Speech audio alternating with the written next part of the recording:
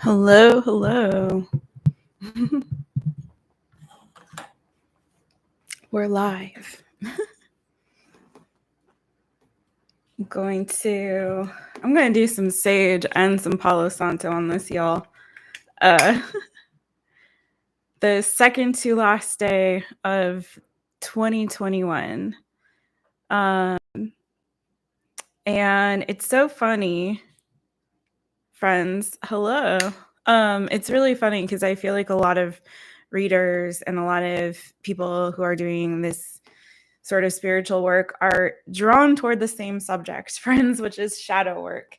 Because I've noticed that I am not the only reader. Hey, Shelly. I'm not the only reader who is delving into this topic for their live this week. So I find that really interesting. And then I was speaking with a friend earlier, and I was mentioning that I'm doing this shadow work themed of sorts live tonight, and they were saying, oh, that's funny because that has actually come up 4 times for me today. And so for me, this is really the work that we all need to be doing. More important to me personally than anything else on one's healing journey, because it's sort of like you can do all the other things, right? You can do the self-care, you can do the manifestation, you can do, everything else. Even go to, regular, counseling or therapy, get tarot readings, and then yet if you don't know yourself really, and you haven't become acquainted with the parts of yourself that you're hiding and suppressing, not only from the outside world, but from even within your own self, how can you really go from there? And I think the reason why a lot of these things happen in our lives that people come and seek tarot readings about is all due to themselves or another person in their life not having done this work. And so if anyone, one thing I'm noticing too a lot on social media, friends, Shelly, and anyone else who happens to watch this video back, I'm not expecting a full house tonight. We'll see how it goes. I didn't advertise this pretty heavily, and I notice a lot of other readers are going live tonight, which makes sense because tomorrow's New Year's Eve, so people are trying to get their lives in before that. And it's also close, it's in between that weird awkward time in between Christmas and New Year's where we're trying to figure out, are we on vacation? Are we supposed to be really productive before the first of the year comes along? What are we supposed to be doing with our lives right now? Some people are still on vacation and are with family, and friends, and so you just never know what you're gonna get. But I always pray before these lives that whomever is meant to find it will find it, and whoever is meant to be there live will be there, and whoever will watch on the replay will watch on the replay. So thank you if you are in any of those. But yeah, I just think one thing I am noticing a lot on social media is there's a lot of like this going around, a lot of phrases that are being adopted and misconstrued and misused and overused to the point where people don't even know what they're really talking about, and you get a lot of misunderstandings. And I even saw a reader tonight who I really like, and I'm not going to call her out, really misconstruing shadow work and shadow self and all those things, and just basics. I'm not going to go really into it. I want to get into the readings, but just like the very basic, where shadow self comes from. It's an archetype. It's one of the 4 major archetypes in Jungian philosophy. There is the shadow archetype, there's the ego, there's the persona, and then the animus, right? And so the shadow archetype is the part of ourselves, again, like I said, that we hide from ourselves and from others, the things that we think that we should be ashamed of within ourselves. And so those also tend to be, ironically, the things that we judge most in others. So doing that work, that's like just a very like ABC 1, 2, 3 version of it. I might go a lot deeper into it in subsequent lives or in other ways on TikToks or on my Instagram channel, I'm going to create a whole shadow work session of readings for people to kind of do that work together using the tarot as well. Because what I love about the tarot as a tool, friends, is that we have oftentimes a very difficult time being objective about ourselves and about situations that we hold very close to us, especially if we're emotionally connected. And the tarot just has a really great way of like shining a light on the things that are unseen, right? And bringing clarity and giving and providing guidance as a tool when it's used in conjunction with spirit in a spiritual practice. And so for me, that's how it helped me as a tool on my journey, one of many tools. But anyway, so I want to utilize it in that way with people as we're going through that shadow work process. Hey, Anjum. Hey, welcome. I hope I'm saying your name correctly, friend. Um, so anyway, so that's just like the ABCs, 1, 2, 3s of the shadow self. But when we are able to really become acquainted with that part of ourselves, it becomes no longer this like taboo thing or this part of ourselves that we're ashamed of. It's a part of ourselves that we can really integrate into those other archetypes. And when we see ourselves holistically, and we learn to accept ourselves holistically, it's funny how we also then are able to accept others and things don't become this thing where we're projecting. Now, I'm not saying not to hold people accountable, because we need to hold ourselves and others accountable, right? So I'm not saying that, but what I'm saying is that a lot of times the hurts and pains and things that we're experiencing in our lives is a reflection of those unhealed parts of ourselves, or those parts of ourselves that we haven't really like done that work with, and to understand what is causing this. Why am I feeling this way? What's triggering this? Is this, or am I projecting a part of myself that I am not yet comfortable with? And how can I get more comfortable with that part of myself and understand that we all have a shadow archetype, right? So anyways, friends, that's my little intro because the topic that we're going to be looking at tonight is, what am I hiding? What part of myself am I hiding, right? What part of myself am I hiding? And this came as a suggestion from the last All Signs Live. I always ask everybody, what do you want? Like, what do you want the next All Signs topic to be? I try to pull it from either Instagram requests or suggestions, or from requests or suggestions from these lives from the chat. So this is what people wanted, and it seems to be in flow with spirit, because it's coming up a lot for folks. Because I think people are starting to understand, are really starting to understand that the real work starts within you guys, and everything that's external to yourself is really a reflection a lot of times of what's going on within you, inside of you. Now, I'm not saying there aren't circumstances and situations that are beyond our control, but I'm saying you can and do have the power to change your situation and your circumstance, my friends. Okay, so let's get into it. I'm going to go through all the elements, how I do. So starting with water, and then we're going to go to earth.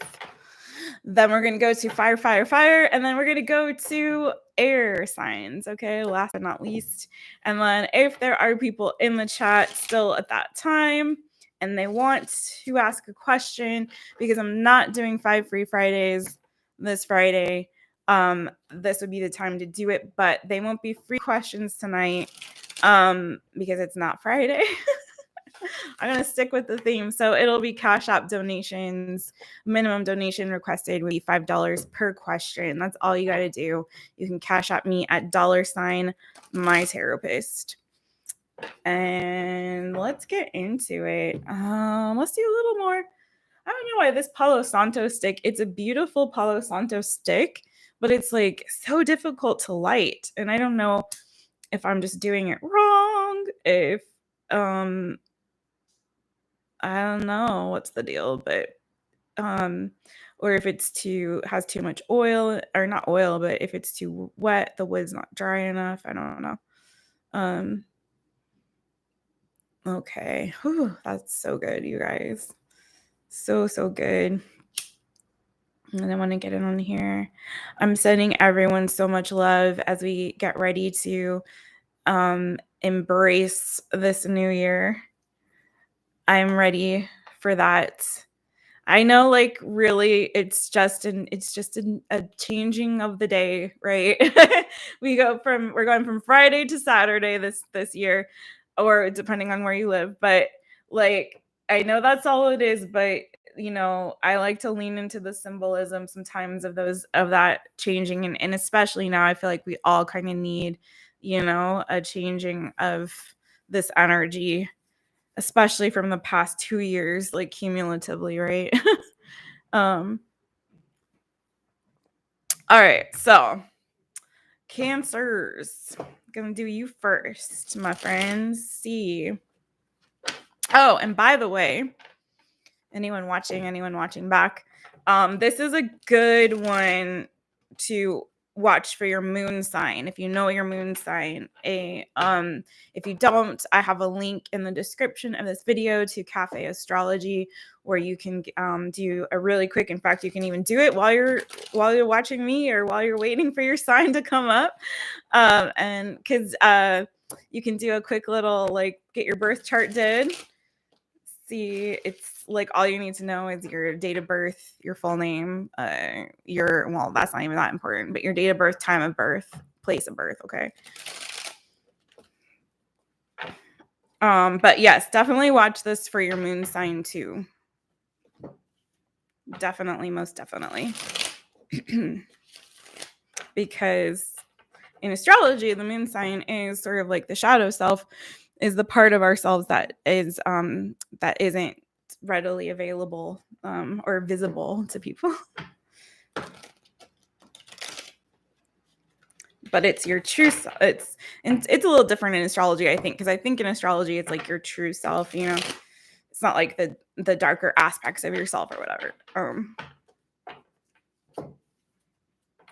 And we're gonna keep this, like, a little bit light. We're not doing like heavy psychology here.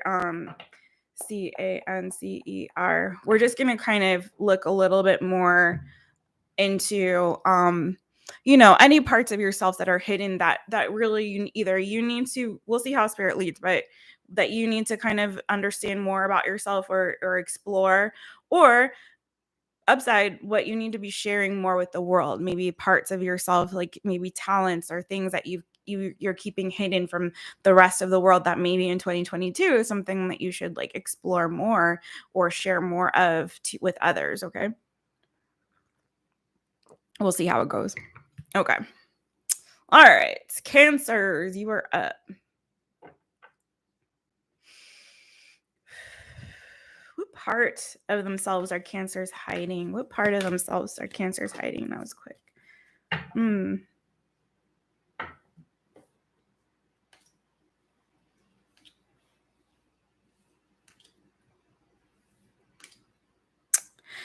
So Cancers,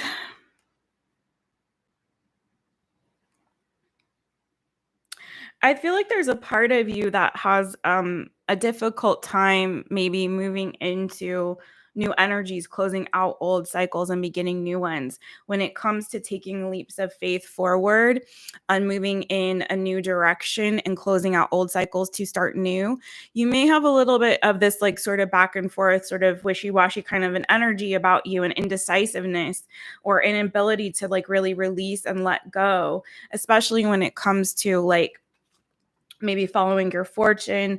There's maybe, again, like a fear or hesitancy to really take leaps of faith forward and move forward on something, okay, to have new beginnings. I feel like there's also maybe part of yourself that you're closed, like there may be like a lot of, sometimes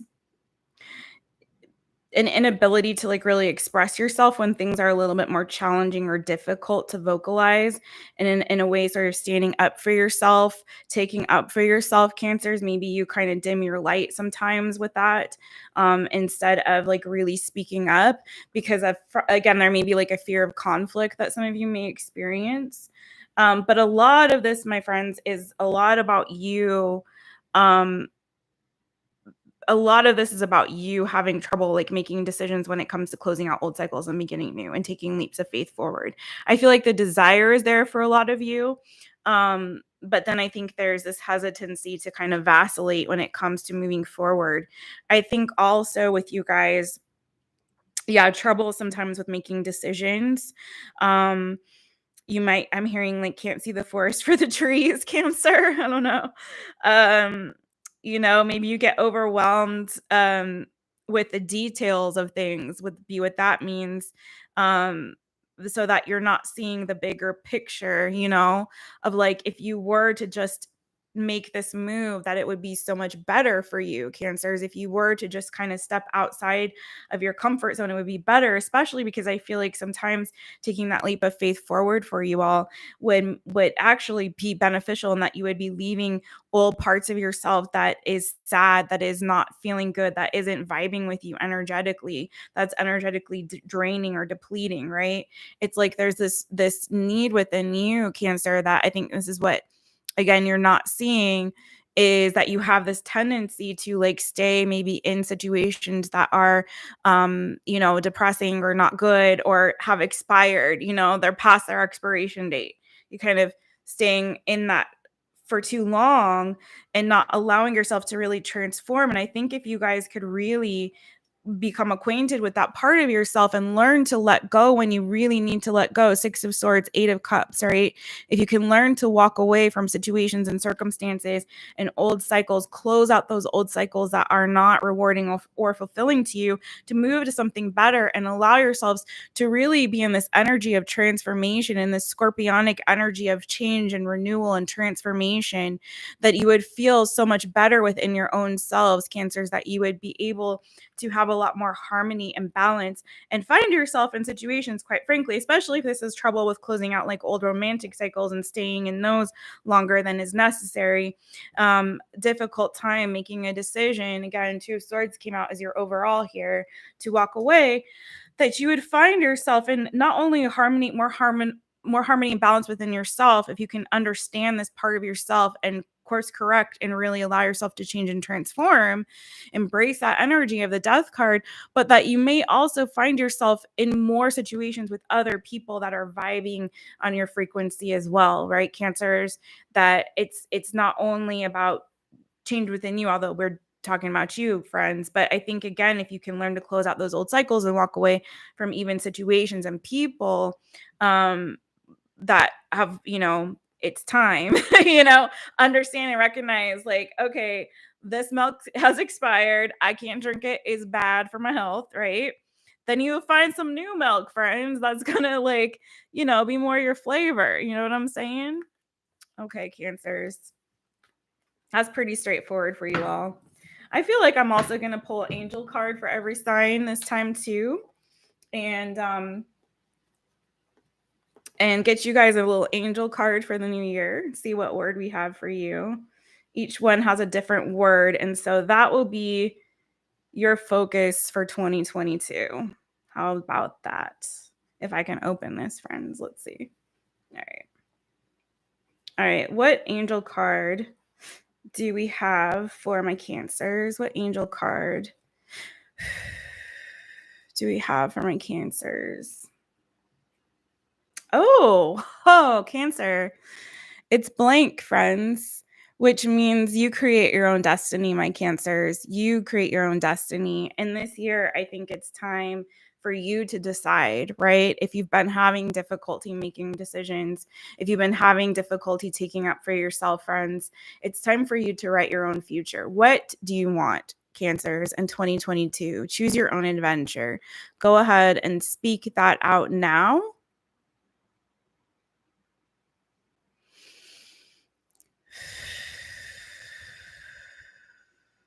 Okay, so let that that intention carry you through in this next year. Okay, Cancers? Thank you so much, friends. Okay, moving on to my, wait, I do Cancer, Pisces, Scorpio, right? Okay. My Pisces people, my Pisces peeps. Hello, Pisces. Hello, and Happy New Year to my fishy friends. Did I do your fish? My fishy friends. You guys, I busted a couple of my fingers, so I'm still recovering. But I was so happy I could actually bend my finger, my index finger that got the worst of it, the brunt of it. I could finally bend it today, and I was like thinking that would take like a week before, and yeah, I did a really good job of bandaging myself. Thanks, Shelly. I was like, wow, okay. I'm proud that I could bandage myself so well. But friends, I like when that happened, like, this is gonna be gross for a second, so if you don't like blood, but it was so much blood, and the skin, like, I literally like knocked all the skin off of like my knuckle, and I bandaged it so well. I was afraid I was gonna need stitches, but I bandaged it so well. I like don't think I'm gonna need them, so that's good. Save me a trip to urgent care or whatever. It's just been a week, you guys. It's been a week for a lot of us, so. All right, Pisces. I guess I don't need to do this every single time, but it just feels good. Palo Santo. All right, Pisces peoples. Let's get you. P. Again, don't forget to watch your moon sign for this too, and your rising too. Why not? Check your major placements on this one.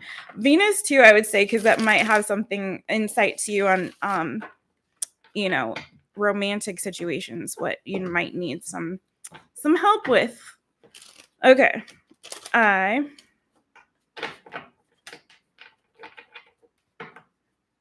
me go quickly tonight, I feel. Which is good because I still have some personal readings to do for clients and stuff. And I got to do Libra and Aquarius.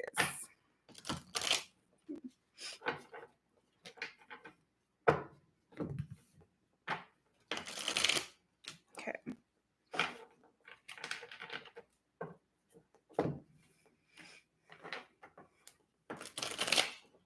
Okay.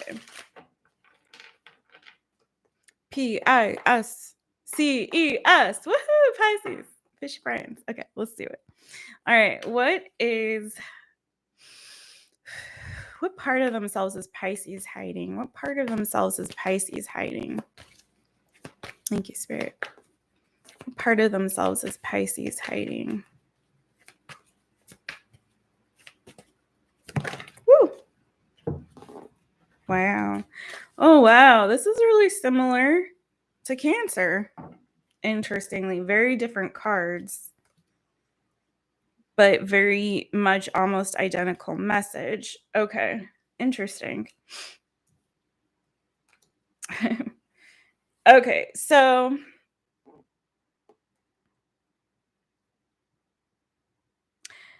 the two main cards that came out for you, Pisces people, is the Three of Wands and the World card. So I don't know. Some of you could be hiding a bit of an adventurous spirit. Maybe you have been finding yourself kind of also similar to Cancer, which is interesting for you because that makes sense with Cancers. But for you guys, where you kind of have again been sort of holding up within yourselves, hermit. Maybe you're doing a lot of work on yourself in this season, but then there's a part of you that I think is ready to kind of break free. Maybe you've been holding back again some of your adventurous, more childlike energy, my Pisces people, in this season. But I feel like this is also about you needing to close out old chapters and look toward the new. Having a difficulty, maybe you're holding on to some things that are not allowing you to allow this tower to fall in your life. You got the Tower card underneath that, Eight of Pentacles. Hey there, LOL. Nine of Swords, Six of Swords, and the Knight of Wands. So there is a part of yourself that I think has maybe a fear of stepping out and allowing things to end in your life. There's a tendency maybe to try to work on things or fix them or repair them when the reality is, um, because you have a fear, I think, of walking away or letting go. Um, so there's a tendency, like I said, to kind of want to work on things, try to fix it, trying to keep that tower from falling. When sometimes it's better, like again, like I was saying to Cancer, it's like sometimes it's better to move toward the new, to close out those old cycles so that you can let the energy be free and flow so that you can move forward to what's to come, looking toward the future and not wanting to repeat old cycles or go toward the past. I feel like there's so much energy here for you, my Pisces, of like newness and renewal. And it's time for you to like really allow some things to really end in your life so that you can rebuild and look toward your future. But also, I think sometimes you guys might get a little bit stuck up in your head. Have some kind of anxiety. I think maybe you're not really showing people that, for some of you with this, because this is your shadow self, right? With this Nine of Swords energy, again, a fear of moving forward, a fear of like what's to come in the future, maybe an uncertainty about what, a fear of the uncertainty of the unknown, right? And so it's like, I feel like Spirit's also saying again to release that fear, to take on this energy of the Fool, that sort of childlike energy. Allow yourself to be open and explore and be free like a child. Children don't fear the future like we adults do, because we've learned too much from past mistakes, right? And that's part of the shadow self. Part of that is you create that self from past experiences. So it's like your past experiences maybe taught you like the unknown is scary, or stepping out of my comfort zone is scary, or exploring new opportunities, new ideas, new things, new creative ventures for some, is scary. Traveling is scary. There's a lot of travel energy here too. And it's like, I feel like it's sort of like Spirit saying to become like a child, to release those fears, confront that part of yourself and understand why it is that you might be afraid to step out and venture into the new or to the unknown, is more of like the word I'm getting for you, into the unknown, uncharted territories I'm hearing, and it's like Spirit saying like, I could understand that part of yourself, that and where that fear maybe is coming from, and to really work on that, Eight of Pentacles, and maybe allow yourself the freedom to explore, the freedom to be like a child, and to see what happens if, instead of like overthinking things and trying to make sure everything's, just taking that leap of faith. What happens if you take that leap of faith? In the past, maybe it has served you well. Think about that. Think about times when taking a leap of faith forward really actually has served your highest good, and actually things worked out fantastically, better than you expected, when you did that. So I think this next year is really about you guys stepping into the unknown, into that uncharted territory, my Pisces people. Okay. Um, yeah, that is what I have for you. Just doing little quick ones tonight, you guys. So let's see, what angel card do I have for my Pisces people for their intention for 2022? Oh, for their intention is intention, friends. My golfing angel. Okay. This is a really good one. So I this is like my manifestation card. This is about being really laser focused on your goal. You can see this angel, he's about to take a swing, right? And there's the hole at the end there. And he's very, very laser focused on what it is that, on that shot he's trying to take. And so I think you guys, again, with this energy, as you're closing out these old cycles, as you're learning to allow this tower to fall and understand that it's okay, because moving into uncharted territory can be very exciting and very rewarding. Three of Wands, right? I think some of you might have some creative endeavors or pursuits that are you need to, and or are thinking of embarking on, but have been afraid to take that leap. And I think this next year is really the time for you to take that leap, and also be intentional about taking that leap. Okay. Now, when I say that embrace that energy of the fool, don't embrace the fool aspect, right, Shelly? Don't embrace that energy of the fool that's like foolish, right? Okay. It's like be brave like the fool, but I feel like do so with intention. Whew. Okay. That's for you guys, Pisces people. All right. These are good so far. I'm like enjoying this one. I'm enjoying this one like I enjoyed the self-care. Hey, everyone. If you're on the live, please do give a thumbs up. If you haven't already, friends, appreciate you. It helps. It helps people to see the video, find it. All right. Next up, my Scorpios. Scorpio. Scorpio. I always think of that movie Hook. when they do the Lost Boys do the chant like Rufio, Rufio, Rufio. I want to go like Scorpio, Scorpio, Scorpio. All right, Scorpio, let's do yours. S.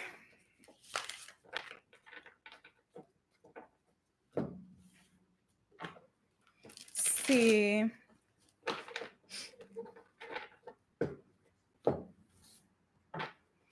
O.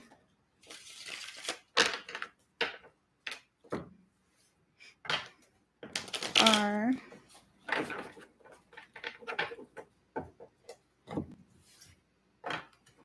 P.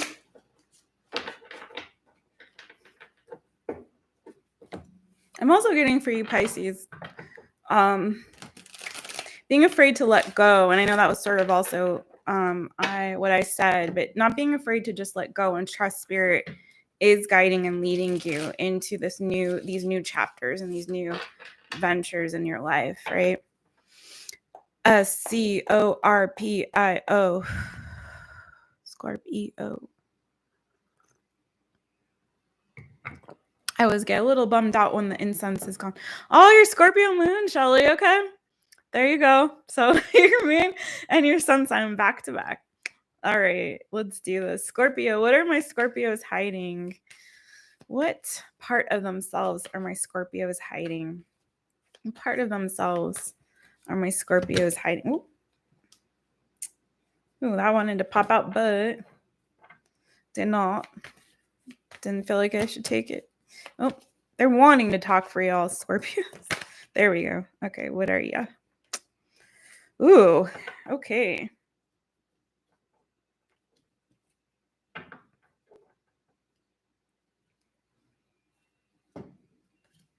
I'm hearing I want to be bad. I want to be bad. I feel like there's a part of you Scorpios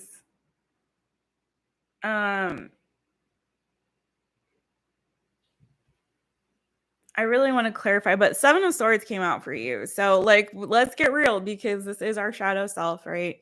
Seven of Swords. So there may be an aspect of yourselves, Scorpios, that maybe sometimes, let's be honest, that maybe sometimes you guys are a little dishonest or deceptive or sneaky, conniving.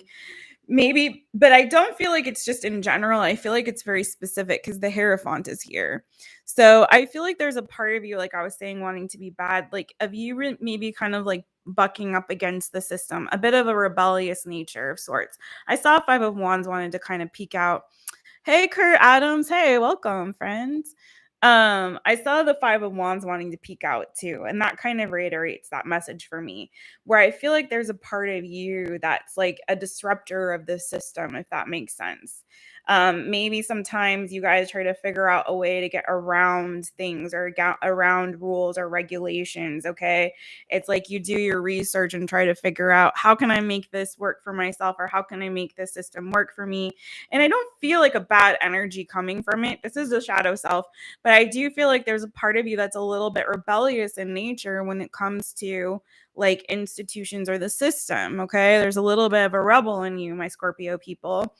A part of you that, you know, it's, I'm not seeing it in it like selfish. So understand that, and not selfish in a negative aspect. I don't think selfishness per se is always a bad thing. I think it's a good thing to kind of focus on ourselves and put ourselves first a lot of the time, friends. I think, especially if that's something you struggle with. Okay. I'm not talking about being a narcissist. So get it straight there. I'm not talking about that, friend.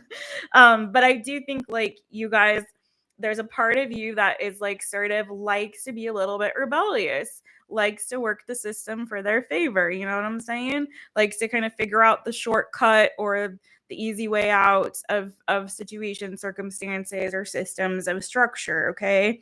So whether that be like governmental or whatever that is. Um Hey, Kurt. Oh, you're Scorpio. Yeah, let me I'll address that in just a second. I am doing one question readings at the end for donation, which suggested donation of $5 per question. And I also do personal readings if you want to book a reading with me. It sounds like my therapist session could be really good for you right now. And I'm not just trying to sell you a reading, friend, but let me do this because I'll but let me know in the chat what you want to do, friend. So I'll let you know how to do that after this, Scorpio. So yeah, I feel like especially maybe when it comes to money or things that you want or how you want to get them, get certain things like, it could be as simple as like you like to play the lottery. Do you know what I'm saying?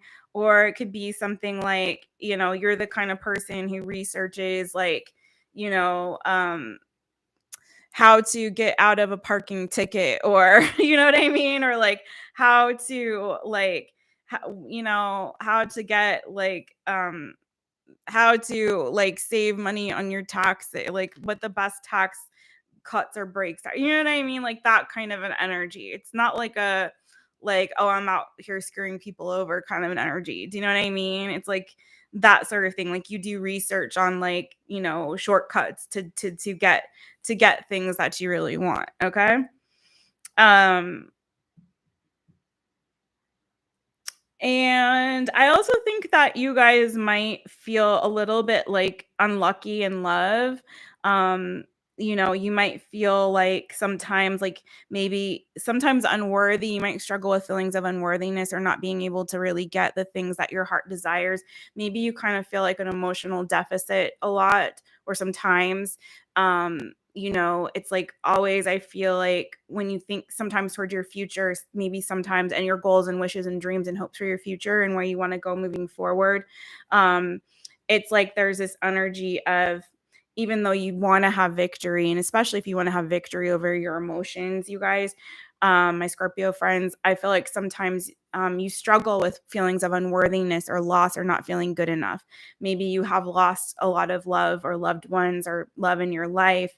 And so it's kind of, sometimes you might tend to be in this energy, this sort of self-defeatist or like energy of loss or depletion or not feeling good enough or feeling, unworthy of like your heart's desire. Some of you could be like hopeless romantics. I'm kind of getting that energy too. But that is mainly what I have for you, my Scorpios. Let's see what your angel card is for your intention for 2022, okay?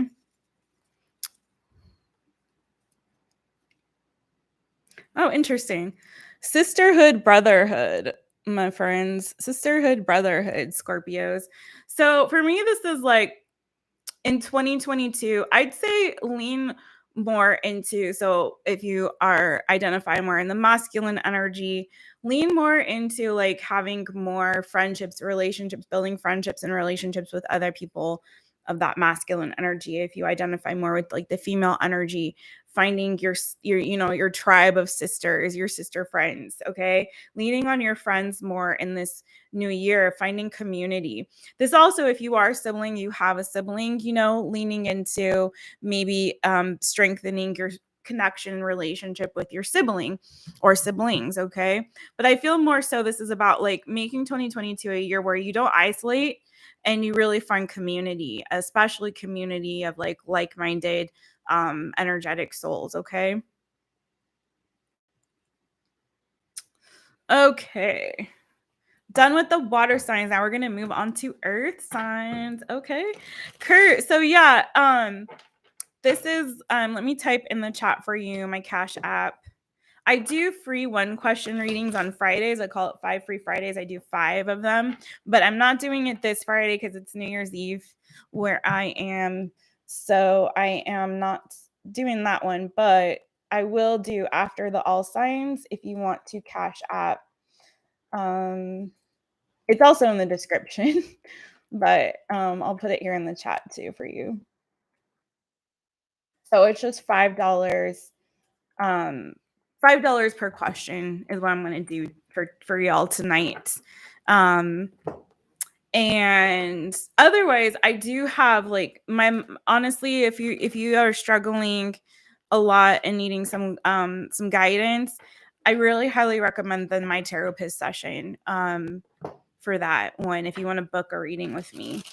So, and last week I gave away my therapist. Actually, Shelly won in the chat. Thank you, Shelly. Shelly won the full My Taropist session. And I have different price points. So I have a mini one, a recorded one, and a Zoom one. And I have a new client special on there too. Again, I'm not just trying to sell, like I'm not saying all that because I really genuinely want to help you, Kurt. I do.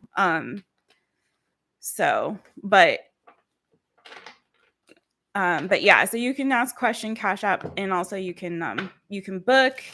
MyTaropist.com is my website. The link is in the description of this video. If you go down to bookings, and you'll see I have the new client special, and I have all the main readings listed, but I can also do custom reading if you want to just you hit book a reading, I think, on the website. And then that will take you to a form you fill out. It goes directly to my inbox, to my email, and you can let me know your situation. And I can recommend a reading also based on your situation. I can customize it if there's something specific, you want to look at, and it's not really listed on the menu. Okay. And trust me, I'm not like other readers who will like give you like a 15-minute like little quickie and then be like, okay, bye. For $100. It's the readings, I really go more in depth, or try to go as in depth as I can with you based on what the current energies are. Okay. All right, let's get some sage on this for my earth signs.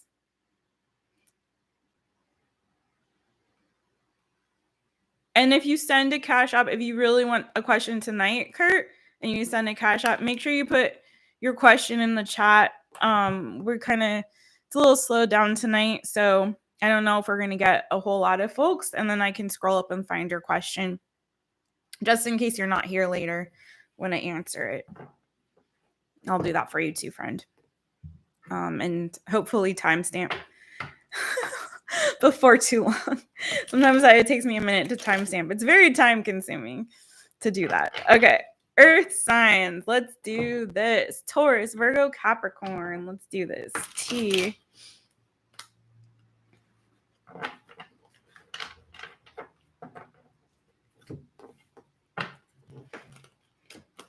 A.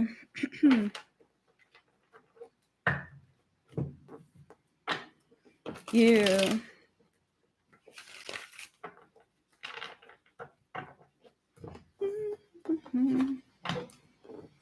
R.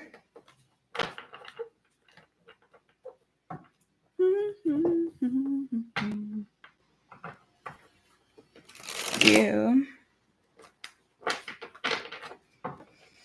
And I'm really looking forward to doing those shadow work sessions in the new year. I've started doing like my preliminary research and how I want to go about it. And I'm working on also getting my my website, a shop up on the website, so you guys can actually book directly through the website. So Taurus, because that's been trouble for, especially for, ooh, I'm feeling to split the deck toward you, Taurus. Didn't feel that for the other ones yet. I'm finding especially difficult for sometimes people that are in other countries to book with me, because sometimes they're limited on options and don't have like Venmo and Cash App and whatnot. All right, let's do this. Oh, wow, Taurus, you also got the Seven of Swords on the bottom of the deck. Ooh.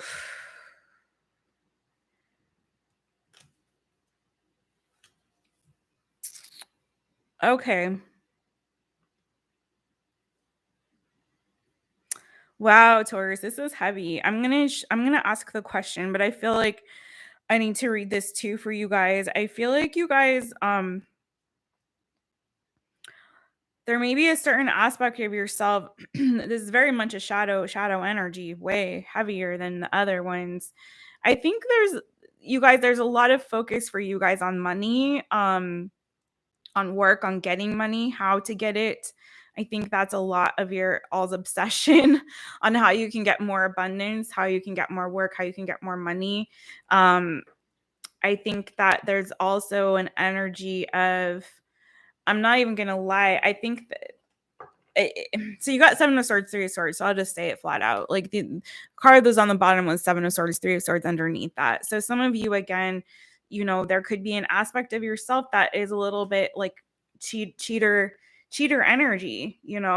Maybe it's a little bit difficult for you guys to do the fair and right thing sometimes. Maybe again, there's this energy of you putting yourselves first. Um, and really, I think primarily seeking your own harmony and balance first. um and maybe even before you really allow yourself time to heal. I feel like that there's an aspect of yourself that you really do, like, I mean, this is shadow self, but there's a part of yourself you really hide from the rest of the world. I think that there's more of a spark, a creativity for some of you that's inside of you that you don't really share. I think you're also very smart people. Um but there's an energy here where I think when it comes to others, it's like you kind of maybe put yourselves first, try to give yourself, do what's right and just for you and your own, like, make judgment calls that are in your own favor, and maybe without considering like how it's hurting others, or you're hurting yourselves, with this energy, Three of Swords, the Seven of Swords, like unknowingly it's hurting your own selves. You might be hiding some heartbreak as well, Taurus. That's for others of you. If you don't resonate with other and you're like, I'm the most honest person that you'll ever meet. Okay, well then maybe you might be lying to yourselves or to others, that you really have a lot of, there's some pain and hurt that is inside of you. Wait, time, like you haven't really moved on from that. Let's see. What are my Taurus friends hiding? Oh, that scared them off, huh? What are my okay. Yeah.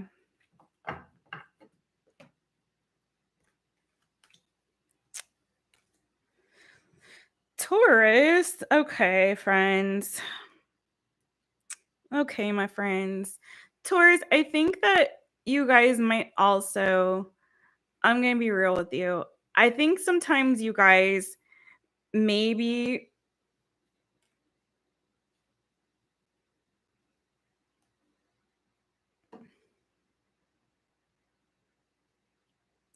I think there's a couple things here, Taurus. So I think sometimes you guys are a little bit more, I think that there's more sense. First of all, I think you guys are very clever, more clever than you give yourselves credit for. But I also, and I think that's a part of yourself that you hide, the Magician, the Moon card. I think that there's a part of yourself that also may, sort of similar to Cancer. Like, first of all, you may have trouble setting boundaries with yourself with regard to your friends. For some of you, Seven of Wands, the Three of Pentacles, you might have a little bit of trouble setting boundaries here. Okay. um but I also see that you guys actually have a lot of love that there's a softer side to you, a more emotional side than you maybe really share with others. King of Cups, Three of Cups. What I feel is like there's a part of you guys that's very like there's a part of you that's very guarded and protective. Um Maybe protective of your friends, maybe protective of the softer side of yourself, okay, friends? Um and I feel like you have a lot more fears and worries and anxieties at the same time than you really like allow people to see within yourself, okay? And also the main energy that came out for you is the 5 of Pentacles and the Temperance, right? So, I feel like there is also a part of you that I think there's like it's almost like this energy I'm getting of like two sides of you, Taurus, okay? There's this side that like we are talking about the shadow. There's a side that you show the world and there's a side that you hide. And I think you try to balance those two. I think inside, number one, I think maybe you're a little bit more sensitive than you would like to show people, okay? That you actually do have more feelings than maybe you really express. Um, but I think that there is also a part of you that feels again similar to what was it? Was it Scorpio that I said has also struggled sometimes with the feeling of unworthiness? I forget which sign that was. Feelings of unworthiness, of lack. Um like maybe you're not as strong as the side that you present to the world. There's a part that's what I'm really trying to get at. Like there's a part of you that I think you present to the world that's a lot more strong and appears more stable and like you got your shit together, but I feel like there's a part inside of you, there's fears that you have and struggle with like feelings of insecurity or struggle still with like feelings of loss or guilt even. I don't know why guilt came up, but it kind of does. So I feel like there's this, there's a part of yourself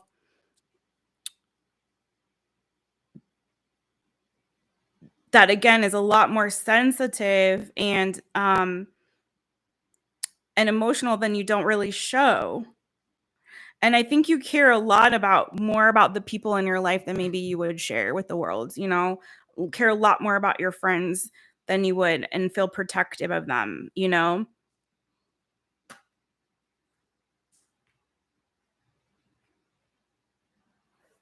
I think a lot of the inside of you guys too, Taurus, a lot of the stability and a lot of your sense of like security and where you feel secure and grounded is when it comes to like your finances, which makes sense, you being an earth sign and being Taurus. And so I think kind of it's sort of this energy of like when you feel like wow, there's a lot going on for Taurus. I'm just gonna say that. This is way more than like the other ones. It's so straightforward. This is a lot more going on. I feel like that there is sort of like some anxiousness you feel about stability, maybe financial stability in your future that you're not really expressing to people, that you're not really sharing with people. That some of you might have some fears about having enough financial security in your future, have some fears about like are you going to have stability, in your future, right? And I think also that kind of echoes this energy too. And I think, that's a really important thing for you, okay? Having enough, having that stability and sense of security when it comes to like your finances, especially.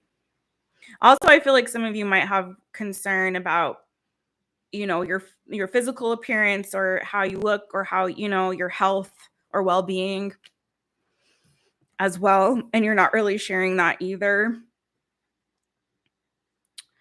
But I think Taurus, like the main thing I would get for you guys is when you're talking about integrating the shadow self, right?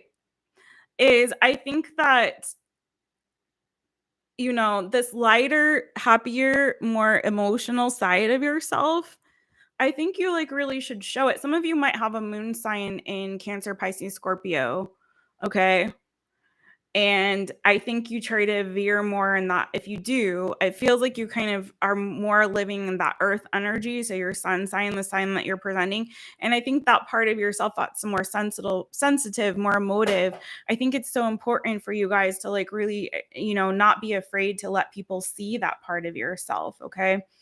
And to really express yourself in a more emotional way, or tap into that part of yourself. Allow yourself to have some kind of joy. I think sometimes maybe you guys tend to be a little bit pessimistic, it feels like too. I don't think again, this is what you're not showing people. And I don't think you necessarily present as pessimistic, but I think that there is also this part of you that's like also hopeful and optimistic. But maybe you have a fear of kind of being too happy or looking at things in a too hopeful or optimistic way. Like you're afraid of that because maybe you've had experiences of loss in the past, and that's the reason why. Because remember, our shadow self is usually based on past experiences. So because you've experienced this loss, your shadow self is saying like, oh no, like we don't want to get too hopeful and too optimistic and too happy. So we always need to kind of curb that, and set a boundary there, and like, oh no, like can't get too happy now. It's like you feel this need to sort of temper that optimism with pessimism, or with this down and out sort of energy. It's like by being cynical, somehow that's protecting yourself from getting hurt. But I don't think that you should do that. You know what I mean? Or at least come to an understanding or awareness as to why that is, why you feel that way, why that happens, right? Okay. You get it? All right, Tori. Sorry, that was tougher for you all. I feel like I shouldn't have split the deck. I think that's where I messed up on that one. I just felt like I should, but I like lost everyone with that 7 of Swords, but it went in a whole different direction, so that's okay. People watching back will see. Oh man, it gets hard. The shadow work gets hard, you guys, because these are again the parts of ourselves that we don't face, we don't want to face and confront, right? Okay, Taurus, what is your angel card for the new year? Ooh. Synthesis. I love this for you because this is kind of what I was seeing in the Temperance card having come out for you guys. I think this is the year for you guys. And I think I read this for Tauruses recently also. This is the year for you to really embrace all the sides and aspects of yourself, to really synthesize, okay, your shadow self with those of the other archetypes, right? The shadow with your persona, with your animus, anima, with your ego, like for you to really understand yourself in a holistic way, Taurus, and to embrace all those sides. So if you are a Taurus that resonated with that message, and you do tend to like, you find yourself getting too hopeful or optimistic about something, and you're like, no, let's go back to cynicism and like, pessimism and cynicism and da da da.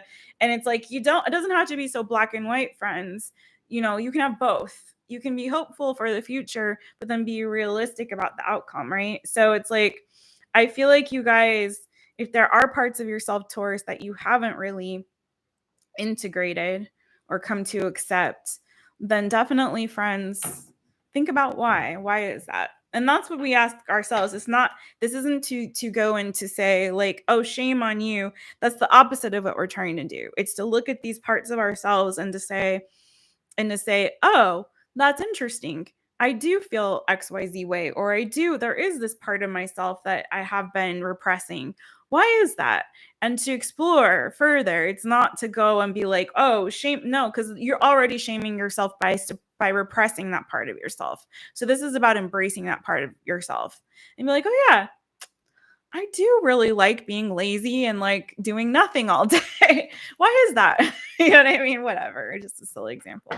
But you get it. It's not to shame ourselves. It's to come to an awareness and understanding so that we can no longer shame that part of ourselves. Understand why we are that way and what purpose it can serve to us going forward, or what we need to heal going forward. Okay.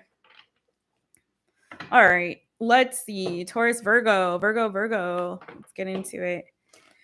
V.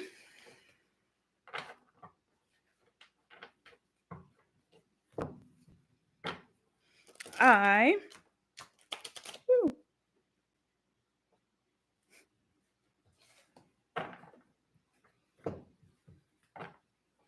R.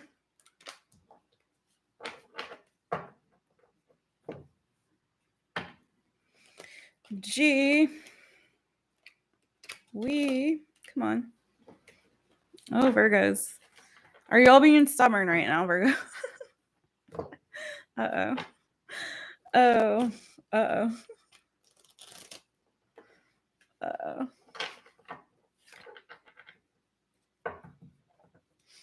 Virgo. Virgo. I feel like I need to cleanse a little bit. I felt some Tauruses don't like that, but I don't know what to say.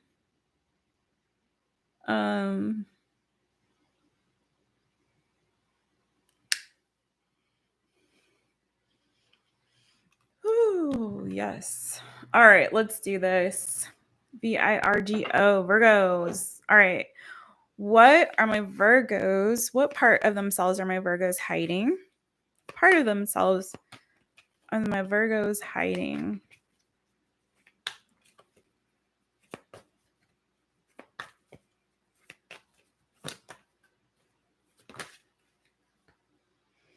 I honestly think, and I'm guilty of this too, I think Taurus is a fixed sign.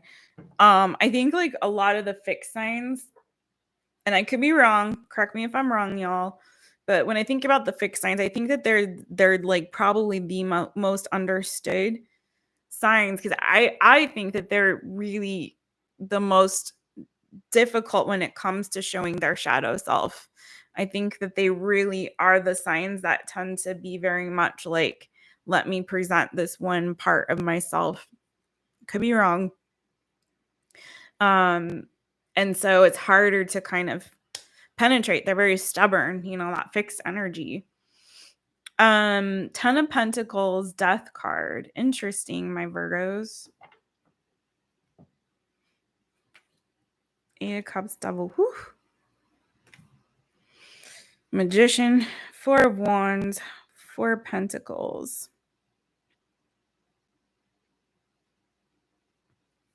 I'm hearing the song, I've got dreams to remember. Okay. Virgos, I think for you guys, with this 10 of Pentacles Death card, let me just show you. These are the two main cards that came out for you. 10 of Pentacles and the Death card.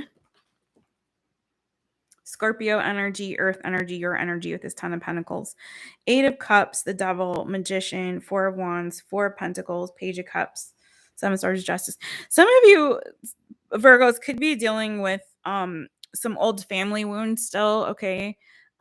Maybe some old family wounds, or if it wasn't family, it could have been like relationships that you were in the past that were toxic or not healthy.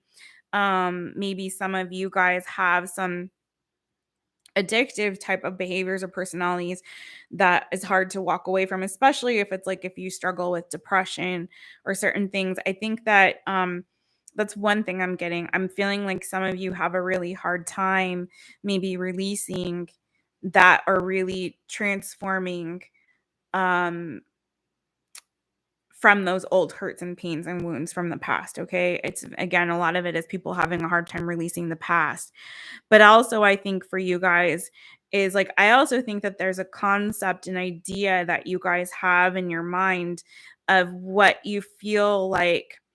It's sort of I'm not even gonna lie, it's sort of an energy of like perfectionism, of like, you have this ideal in your mind of kind of how you see like things should be, right?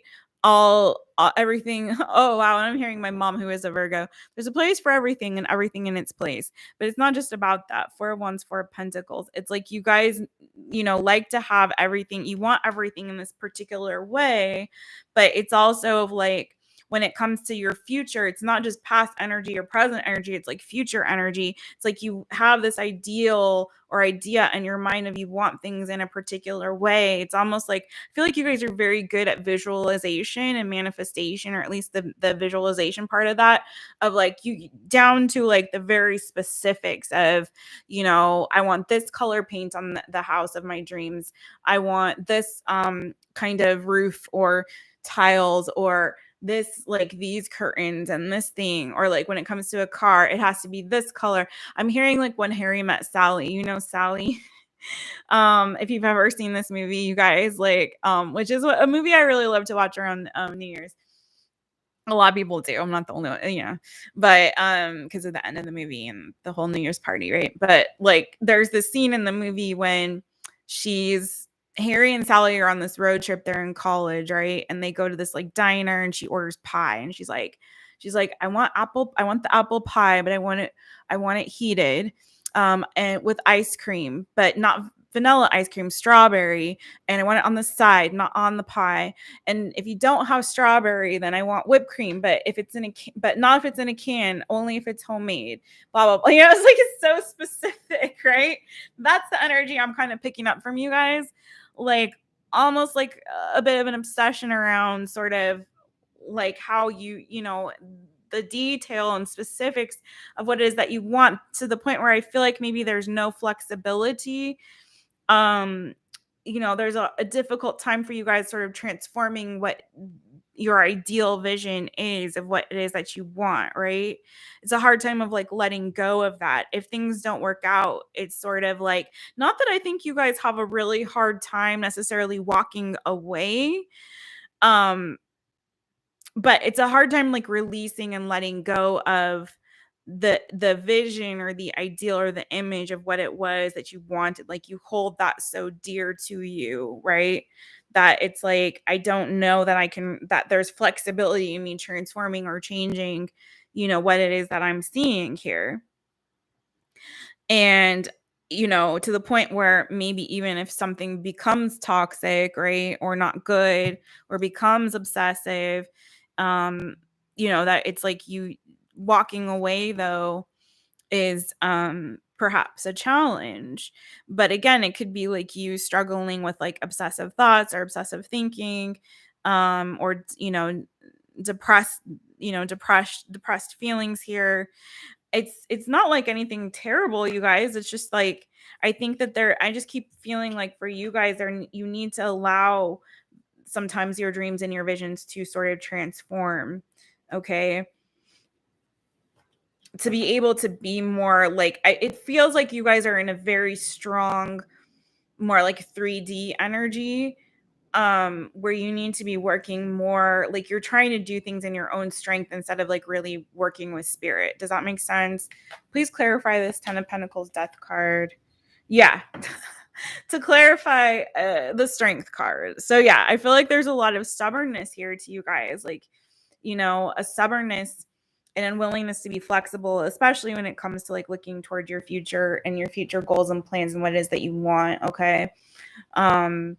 And I feel like, you know, again, you need some sort of freedom, because I think sometimes you might be breaking your own heart by being so like specific and laser focused to the point where, you know, you could be missing out, you know, on really good opportunities, especially in love, and really like allowing yourselves to mentally be free from any kind of heartbreak. Like don't allow it to sort of make you become hardened here either.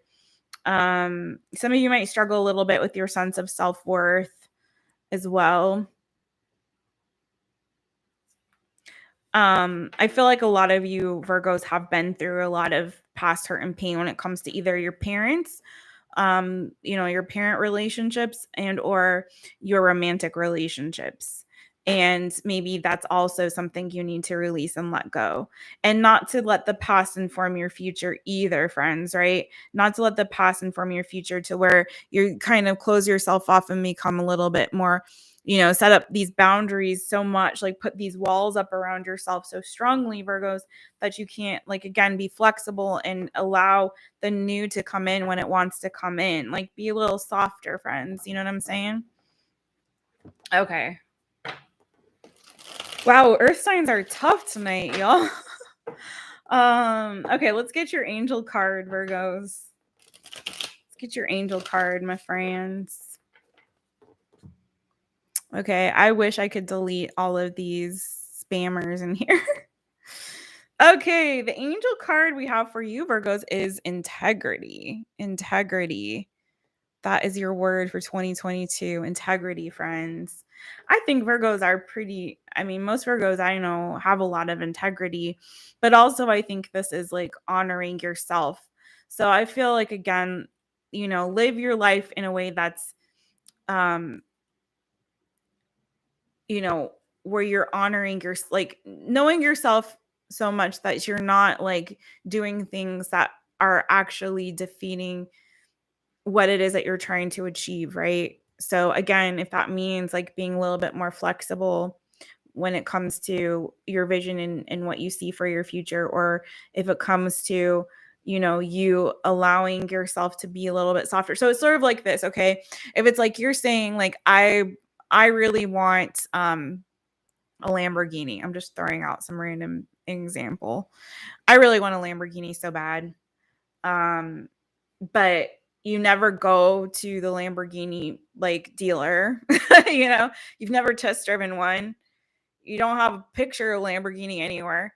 It's like, even not even a picture of it. It's just like you just keep saying, well, I want a Lamborghini, but you're doing actually literally nothing to actually get it, or you're doing the opposite.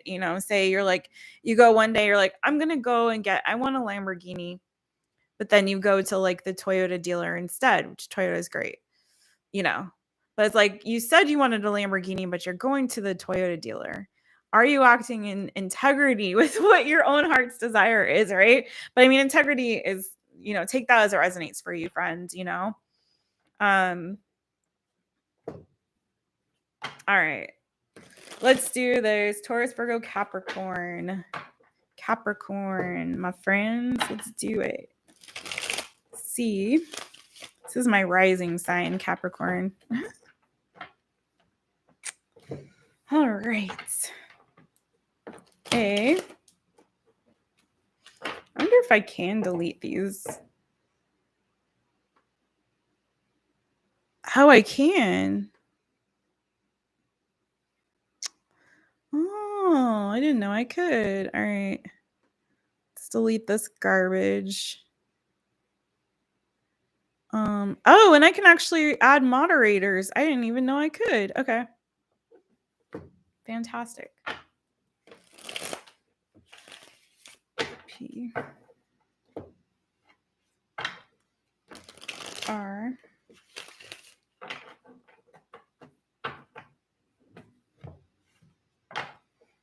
I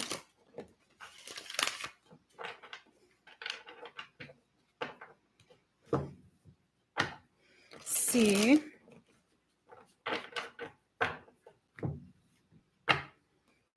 O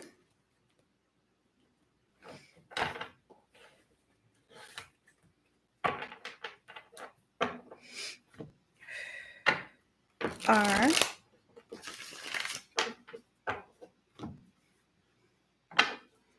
N. All right, Capricorn. Capricron. Capricorn. Yeah. Happy Capricorn season. I will have a Capricorn birthday video coming out for you all soon. I should stop saying I'm trying. I am getting that up for you. It may not be by tomorrow or anything, but I will get it up for you ASAP. It's on my list of readings I must do. All right, let's see. Capricorn. What is Capricorn hiding? What part of themselves is Capricorn hiding? What part of themselves is Capricorn hiding?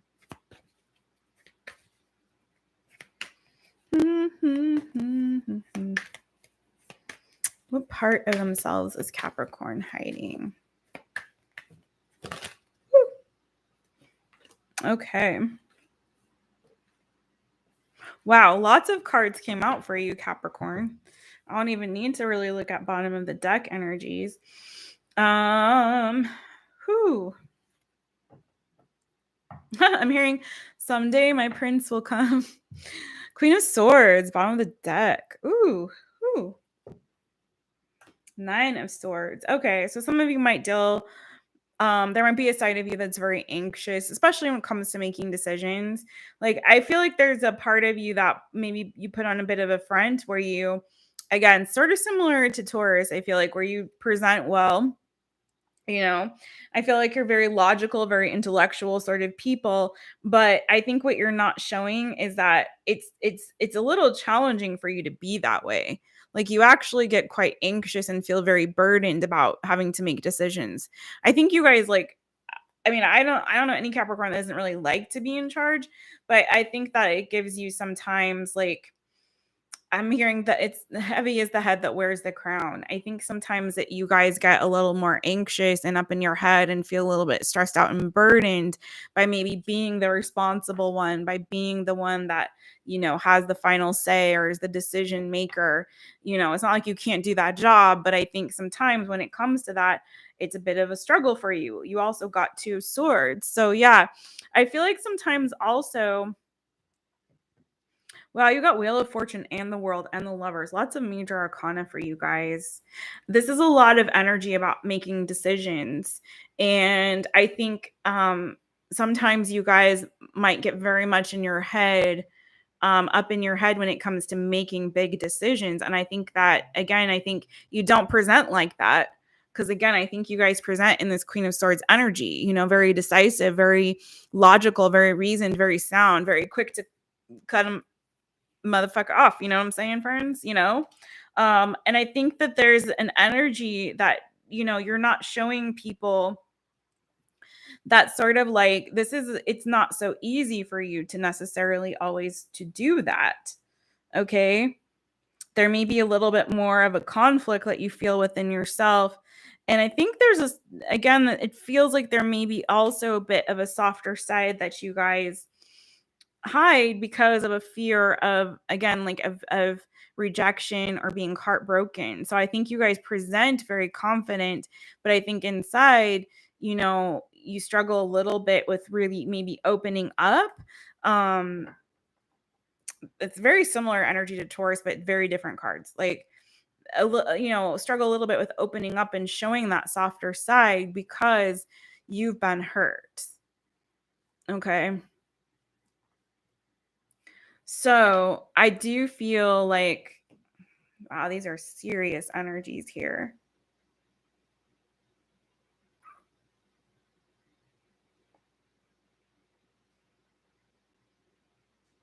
I don't feel like you guys have trouble. Like, I think ultimately you come to the decision and you do the hard or difficult thing and close out the cycles and do what you need to do.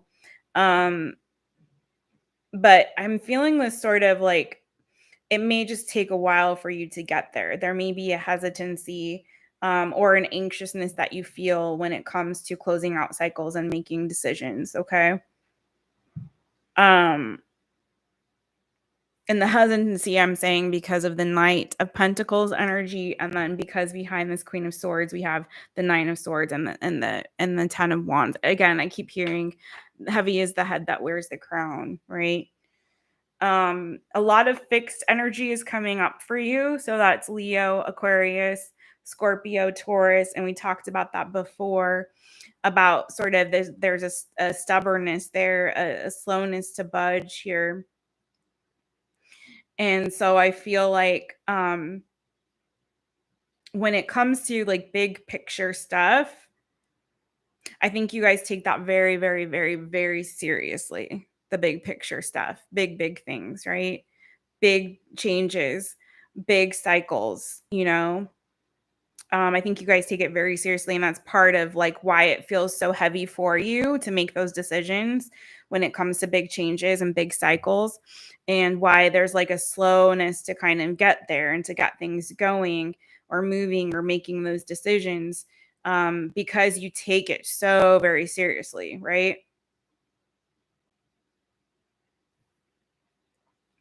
I want to get advice for you guys because I'm not really seeing advice in this one so much, you guys. I'm not really seeing the advice in it. What advice do we have for my Capricorns? What advice do we have for my Capricorns? This is a lot of like heavy major arcana energy. Oh, Chim. Hey, Chim. How are you, friends? Welcome. We're on Capricorn. We finished water, and then I'm finishing up earth. This is the last one for earth, and then fire, and then air next. Yay, Capricorn. It's their season. Happy birthday to them. What advice do we have for them? Okay. 2 wands, the temperance card. I think Spirit's saying like,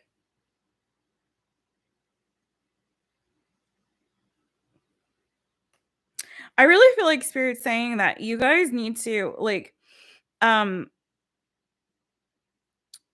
allow yourself. It's interesting because I said it's slow for you, but I think Spirit's saying that's okay. I think this is an aspect of yourself, Capricorns. I'm good, friend. Thank you.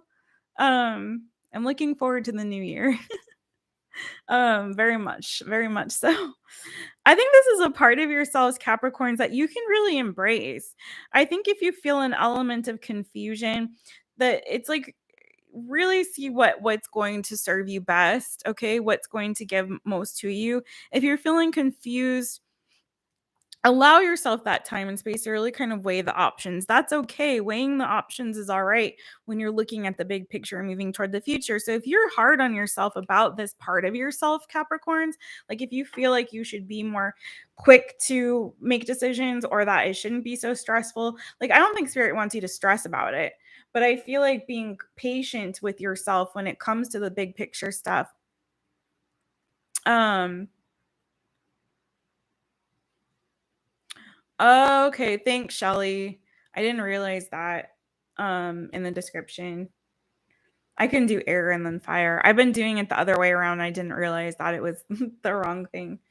So I think like if you feel like I feel like you guys feel like boss energy, right?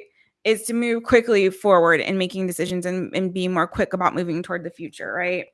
In this big picture stuff. I think that's what you guys think, but I think Spirit is like, no, it's okay to take your time with it. It's okay to really sort out the options and to make the best decision. I think this is a part of yourself that you can really, really, truly embrace and lean into, Capricorns, and know that it's not a bad thing. Okay. You might think that, but it's not a bad thing to take your time. Okay. It's not a bad thing to feel the gravity and the weight of this because this is heavy major arcana energy, right? So I think it's okay to take your time and not to move so quickly. So if you are that sort of slow and steady wins the race, very methodical, very logical when it comes to making big decisions and taking on responsibilities, if you don't take it lightly, don't take it lightly. That's a good thing. That's something for you guys to truly, truly embrace. Okay. Okay, my Capricorn. So I think that's not a part you should hide about yourself. Be upfront with people about it. Be honest. Like, yeah, I take this responsibility very seriously, and I take my time in making decisions, and I like to explore all the options, and I think that's a good thing. Okay, you got respect as your word for the new year. Respect. RESPECT. Find out what it means to me. So I really think that I don't know, you guys got some heavy, like I got like queen, king, boss energy from your cards and from what I was seeing there, you guys. So I really think that the more you can embrace that part of yourself and see it as actually like a benefit. And again, I kept calling you guys like in charge and being boss and making big decisions. I think like it'll earn you more respect. It'll earn you more respect if you can just own that about yourself. If you can own that shit and be like, yeah, I take my job very seriously, or I take myself very seriously, or I take my future very seriously, whatever it is for you, friend. And respect yourself in the sense of like not jumping into things willy-nilly is actually for you guys serving your highest good, and it's you showing respect to yourself, you honoring yourself. And I think that will also help people to respect you. You know, I saw also not only with these, you know, big major arcana, I saw like Empress, you know, your energy. And I saw the Six of Pentacles next to the Empress. I think this is also about you giving back into yourself and respecting yourself and honoring yourself, right? In your highest vibration. So don't be playing small next year, Capricorns. I don't want to hear about y'all playing small, because that was not small energy. All right, so we are done with the earth signs. All right, so I at the top of this I said fire first, but I have it in the chat as air next. Chili is telling me I don't think I can edit it in the process. Let me see if I can real quick and switch it. So, oh, I can. Okay, good. So let's do that.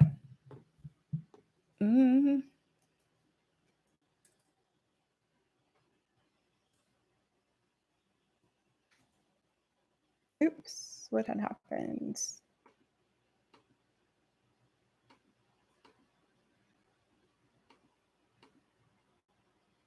Sorry about this, you guys.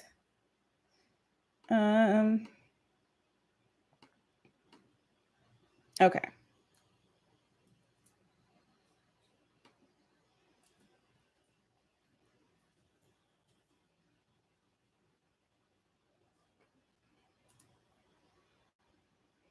There, we'll make what I said match the actual reading or description, so I'm not telling lies. Okay, there we go. Yay. All right. We got this. We got this, friends. All right, now we're doing fire, fire, fire. Fire, fire, fire.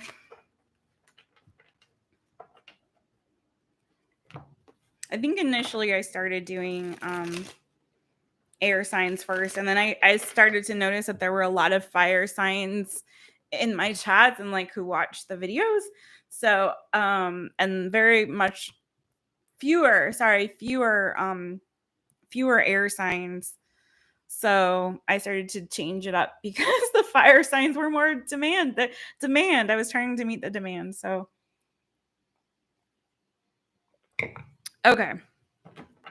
But I don't know. Right now it's like, I think it's just like Shelly here. I don't know. All right, fire signs, let's do this. What part of yourselves are you hiding? Now I don't remember what order. Oh my God, terrible. All right, what order did I put you guys in? Fire signs. Leo, Sagittarius, Aries, really? Oh my gosh. This is all kinds of a mess. Let's do Aries, Leo, Sagittarius. That's the way it should be. Okay, that's the way it shows up in the zodiac. So, all right, everything should be correct. There we go. All right, Aries, Leo, and Saggies. Let's do this. Aries, R.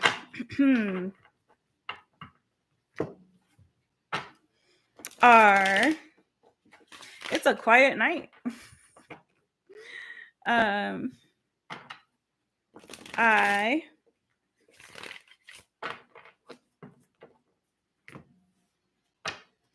E.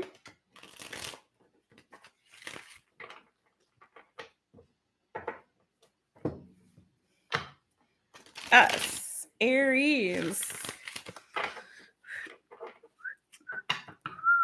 Let's do it. A-R-I-E-S. Aries. Okay. All right. What part of themselves is Aries hiding? What part of themselves is Aries hiding?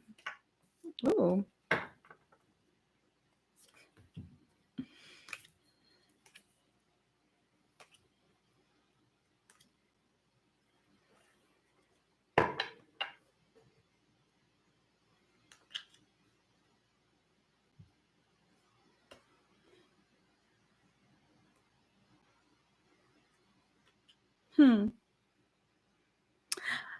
I feel like you're very well, I was gonna say it. So 8 of Wands came out for you, Aries, okay?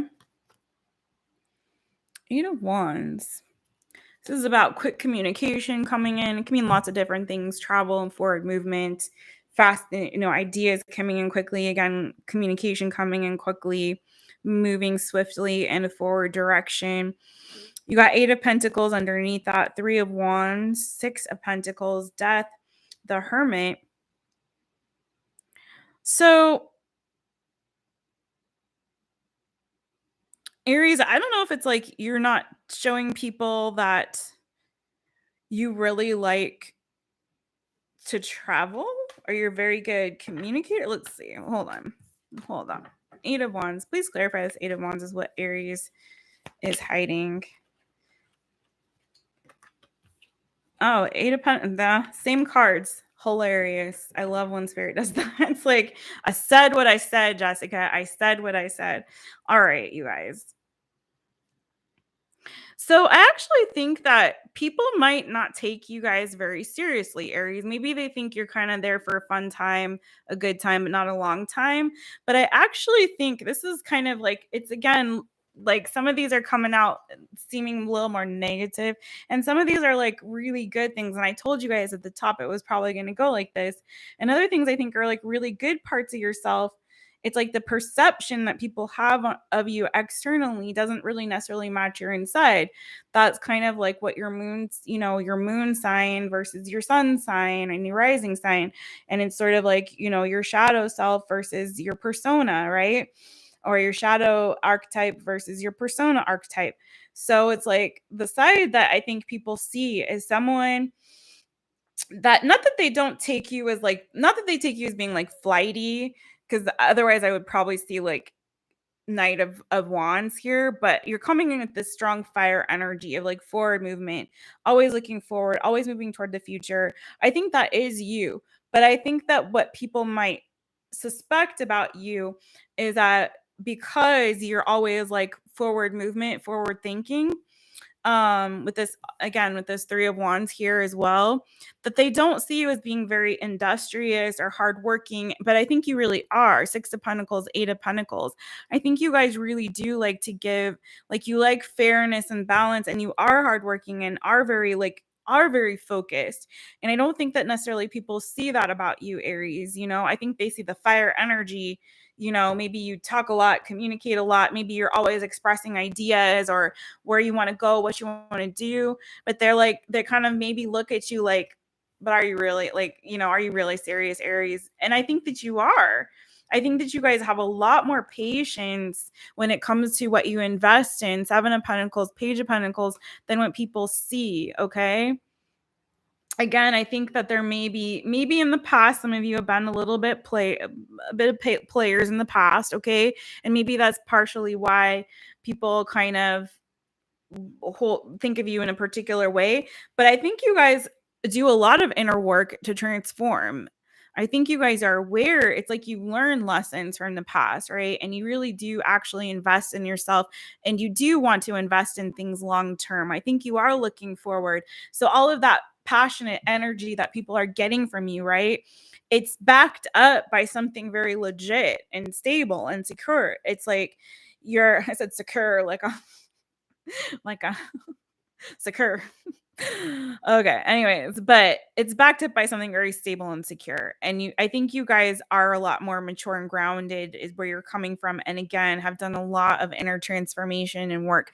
I think you are seeing, I'm hearing like blinded by the light. I think you guys have really seen the light and like learn from your past mistakes and have grown, and you're investing in yourself and in your future.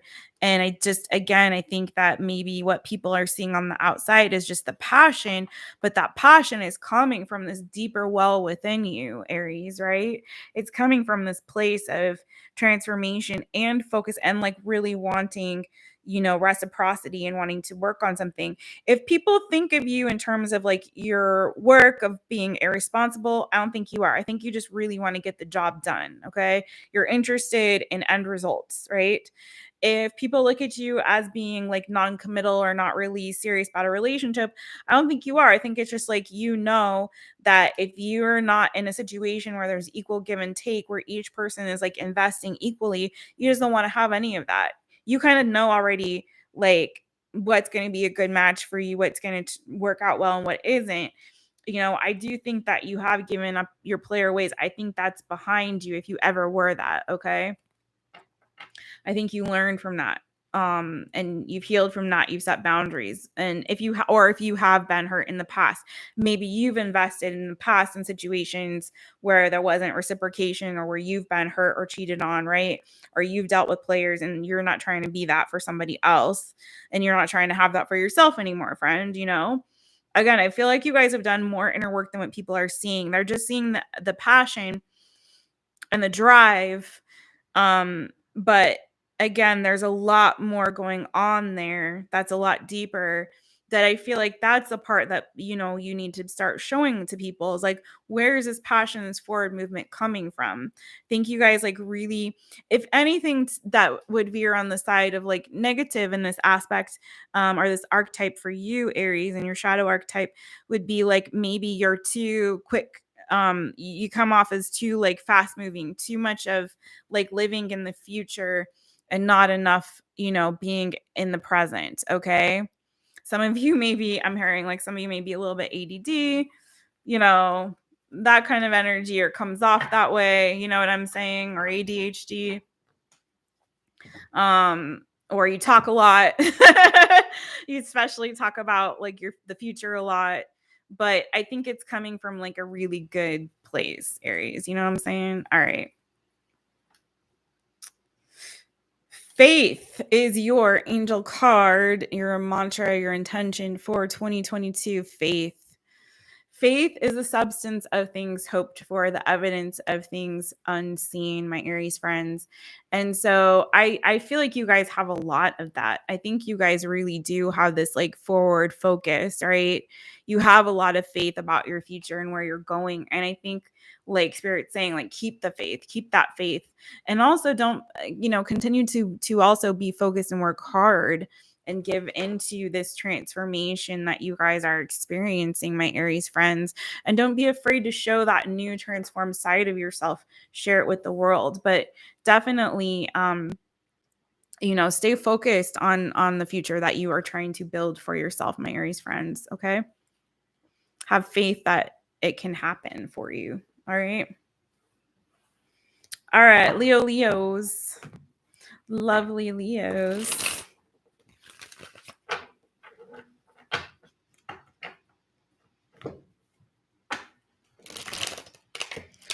Leo. I feel like something's up with earth signs. I don't know. Because the energy of the earth signs readings was a little bit like, different than what I'm picking up from from the others. I don't know. Earth signs, maybe you guys have a little bit more trouble like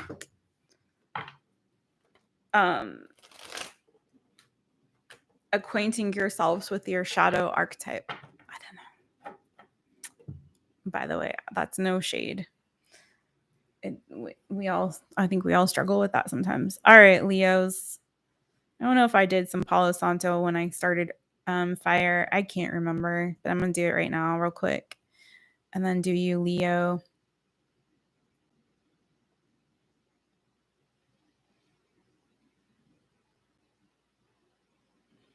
Okay. This is really like calming me. It's been a stressful week, friends, but I don't know, doing this, even though there's not like anyone here, maybe that's why, because I'm not like absorbing all the energy. I don't know. All right, Leo.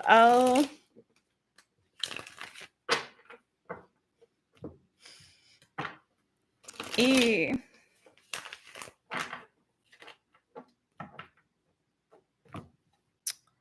Oh, Leo. Lovely Leos, what are you doing? How are you? All right. Leo. All right.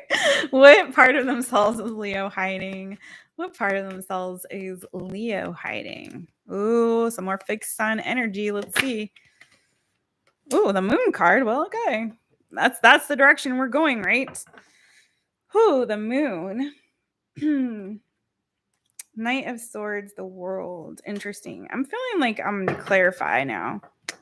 Please clarify the moon for my Leos and what Okay. Oh yeah, that's what I was feeling. That's what I was feeling. Okay.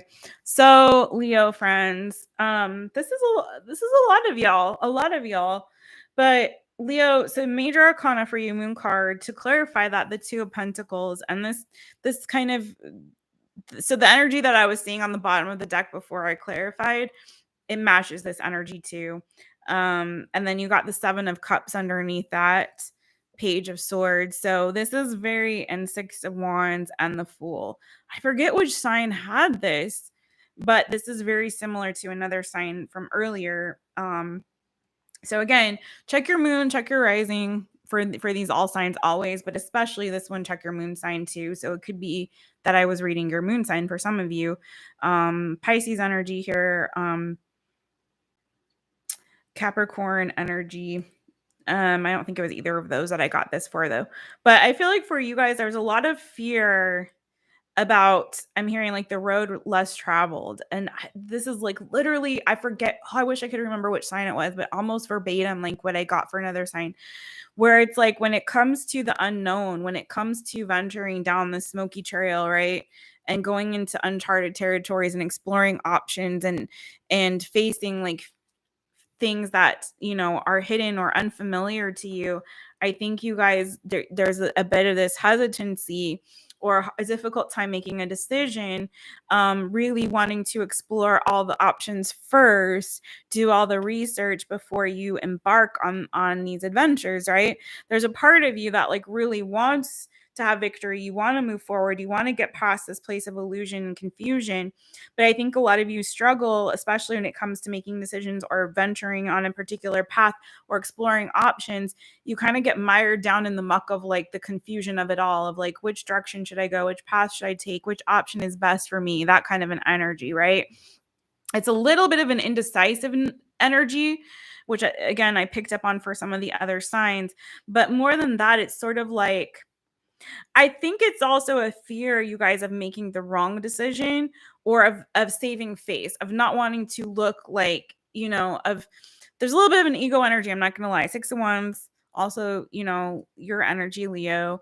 No shade, but it's like I feel like a lot of it is like, okay, I don't want to do something stupid. So I'm gonna take my time exploring all these options because I really want to save face here.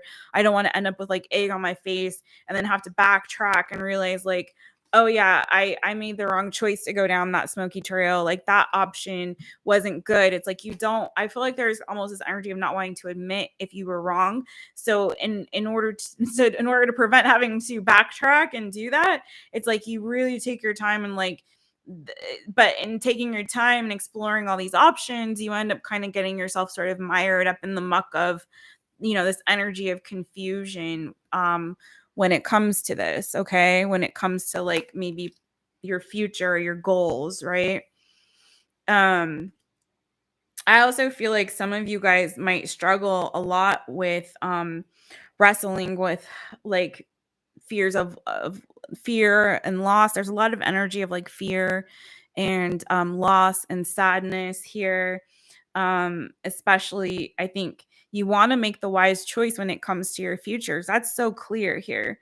But I think your future, you also, it's like a burden to you. You don't want to be heartbroken, or you may have in the past, again, still be holding on to disappointments and losses that you've experienced in the past that really were kind of heartbreaking, especially when it came to like your fortune or trying to achieve particular goals or wish fulfillments. All right, again, like in your manifesting, harmony, balance, what it is that you want, and making decisions, you're really adamant about making the right decisions. Some of you may be like not wanting to repeat past mistakes or repeat like the sins of the father, or like mistakes that maybe your parents made could also be a burden on you. This really, for you guys, I feel like goes back to some childhood wounds. So maybe explore a little bit more, go more in depth on that. It's pretty heavy energy, I'm not gonna lie, Leos. But I think it's like, I think for you guys, the advice I would give you is don't be so focused on making the wrong decision that you miss making the right one. Does that make sense? It's perspective. It's coming to this understanding and awareness of like, yeah, you could take that leap of faith and you could end up, in a trap, right? or you could take that leap of faith, full energy, and end up having victory. But I think sometimes you guys hesitate to even take the leap at all because you're so going back and forth about which decision is the right one, which is going to, like, help me save face and not make a mistake, right? So it's like, again, keep that energy, the positive aspect of the full, of like being able to take that leap and only looking at the eggs that are still standing, those opportunities that are still intact, that can grow and go somewhere. And don't be afraid to even be wrong. Also, I'm hearing too, Leo, don't be afraid of potentially also, maybe, yeah, you do make the wrong choice. Maybe the wolf gets you again. Oh, well, you didn't die. You're not going to die. No one's going to die. I had a boss that used to say that once, like when we get really stressed about meeting a deadline or an assignment or something. I had this boss who was always like, well, nobody's going to die, And I feel like you guys maybe sometimes put too much weight on that, on like, image, or how you're perceived if you do the wrong thing. And I think don't do that. Don't do that, friends. I think don't be afraid to take those risks. Okay. Don't be afraid to take those risks and think of the positive outcomes rather than dwell on the negative. All right. So, my Leos, what is your angel card for 2022? Gratitude. Oh, I like this. Gratitude, Leos. And look, there's the sun. That's your energy. So I feel like for you guys, like, this is a really good way of being in that energy of looking at the possible potential positive outcomes, right, in the future, is and staying in this energy of gratitude, of being grateful for what you do have and for what spirit has done for you in the past. So like, instead of dwelling on like, oh, well, last time I did that thing, this happened, and I did that thing and this happened. Well, like, I'm so afraid to make this decision because what if it happens again, or what if blah, blah, blah. And it's like, I always, sometimes when I'm in dark places, I go and think about all the times that God really delivered me out of something, like the times when God was really, really there for me, when that sun came out, right? When I could see the sun coming out tomorrow, which I hope it does out here. It's been raining. I love the rain, but I need it to stop for a little bit. So it's like, be in that energy of like seeing the sun coming out, being grateful for the blessings that you have currently, presently, and also thinking of the ways in which you've been blessed in the past, and know that all things will work together for your highest good. So stay in this energy of gratitude. It will help you stay on the positive aspect of that Five of Cups, seeing those eggs intact, or seeing the cups half full instead of half empty. Okay, Leos? All right. Let's get rid of this guy here. I'm getting a lot of spammers tonight.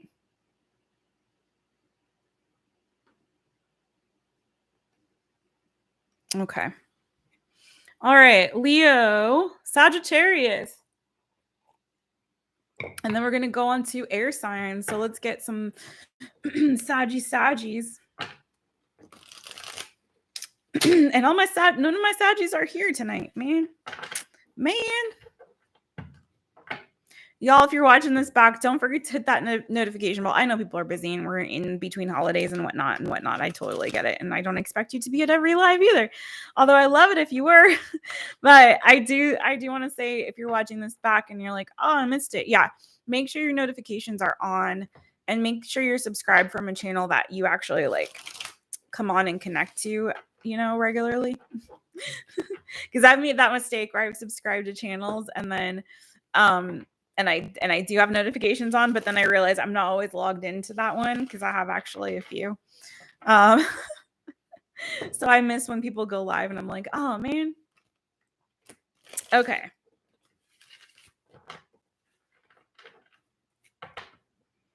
All right. Sagittarius. I'm just gonna do the shortened version of your name to shuffle it. I did a couple of other pre-shuffles there. So S-A It would be GI, but I always shorten it GGI, you know. G. Spirit knows who you are. Okay. G.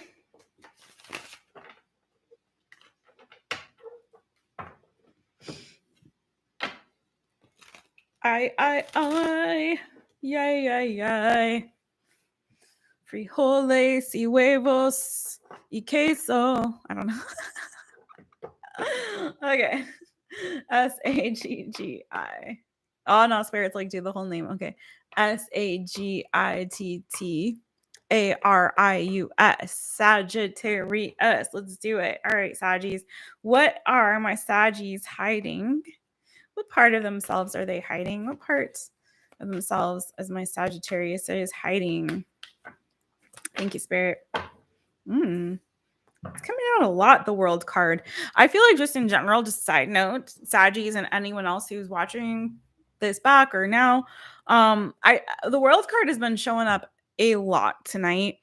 So again, this reminds me of, shoot, I forget which reading we did recently in All Signs, where it was very, very clear that people, I think it was like, what do I need to release? It may have been what's coming for me in 2022. I feel like there's a lot of good stuff that's trying to come through for people in this next year. But I think that it's really, really clear to me as a reader that a lot of us really need to close out these old cycles to really make way for what's new and what's coming. Okay. So it's going to take your energy as well, friends, to actually like cut those cords, or I don't do cord cut. I say release those cords, right?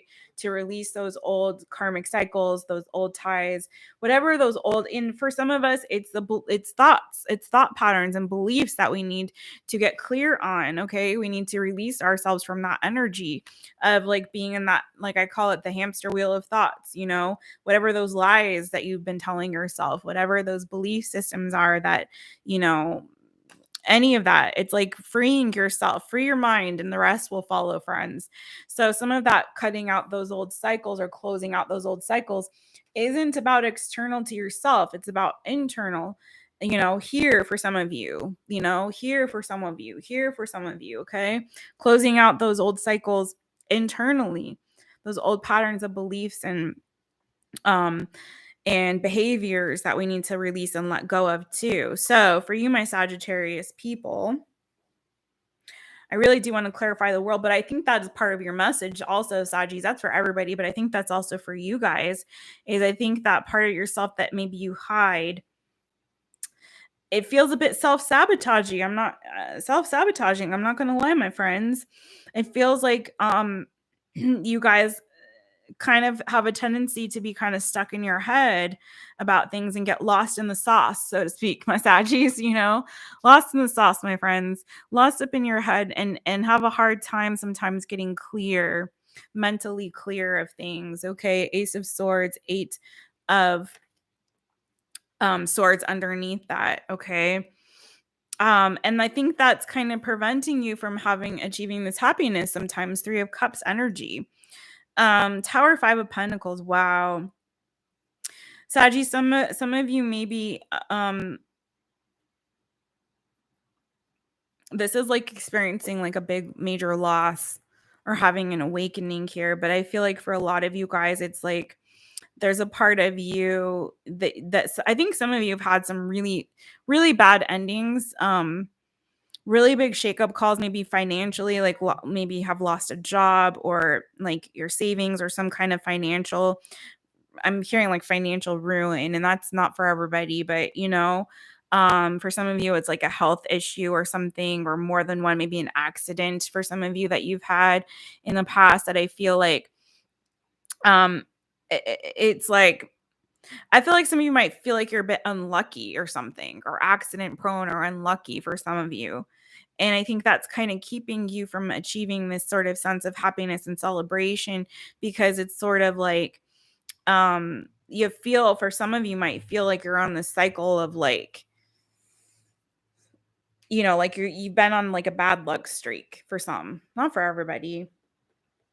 But I feel like you guys need to kind of get your mojo back and see that, you know, get your energy back, your mojo back. Sun card, Six of Wands, strong fire energy, Leo energy here. Lots of Leo energy. Okay. I got Leo, Scorpio, Aquarius, Taurus, all fixed sign energy. If you have those placements in your chart or you know people resonate with that. Oh, thank you, Mountains of the Moon. Thank you. So yeah, I think it's like you guys got to get your mojo back and start rebuilding after these tower moments. And I feel like it's for some of you, it's been like a series of them, right? And just make a decision. I think you guys need to be really decisive of like, my past is not going to inform my future to one's judgment card, like understanding and realizing that even if you've had a series of bad luck or like, I'm saying bad luck using that loosely, but you know what I mean? Like accidents, I think you need to look at them as happy accidents, friend, to see the good in that. And I know that sounds crazy, but I heard happy accidents, and the Three of Cups is after this tower. Okay, so instead of allowing yourself to stay in this defeatist sort of mentality of really seeing the positive aspects of these tower moments occurring, right? So like, for example, I'll just give you an example from my own life. I lost a lot of friends and also family in this last year by choice or by circumstance. It was heavy times. So some of those things were definitely not happy. I'm just going to be honest. But some of the friendships that I lost, for example, and we got the Three of Cups here, so maybe you can relate, some of you. Even though in the moment it seemed really sad, when I look at it, I see it as being happy accidents. It's like those people removed themselves from my life, I feel like, for a reason. And when I'm able to see that those cycles really needed to close out so that I can make way for the new energies to come in, and I needed to move forward toward my future, and I wasn't doing it. Sometimes this tower comes, you guys, because we can't make that cut ourselves, okay? Especially when it's people or situations in our life that in circumstances that we think bring us happiness and joy, right? It's like sometimes it's like the spirit just like is like, no, friend, I'm sorry. I know that you think that that's your happiness, but this tower is what is going to bring you true happiness here. Okay, it's a happy accident that happened because you needed to close out these old cycles and move toward the new. Okay, and you weren't doing it yourself, so sometimes spirit has to intervene and do it for you. So I think if you can see that it isn't a series of bad luck. Okay. Some of these things probably were pretty crappy, right? Especially if you did have literal accidents and things like that, or, genuine losses. But if you can kind of, again, see the bright side and see that the victory in it, and see that this means that there's new stuff coming for you that's going to be better for you, my Saggies, I think it will help you so much. So, again, being able to really release and get clear mentally, especially, my Saggies, is what you guys need to do instead of rehearsing. It's like I'm seeing almost like playing a movie over and over in your head of like the things that happened, those tower moments, like playing them on loop in your mind. And it's like, no, friend. Like there's new coming for you, new cycles coming for you. Don't self-sabotage in that way, you know?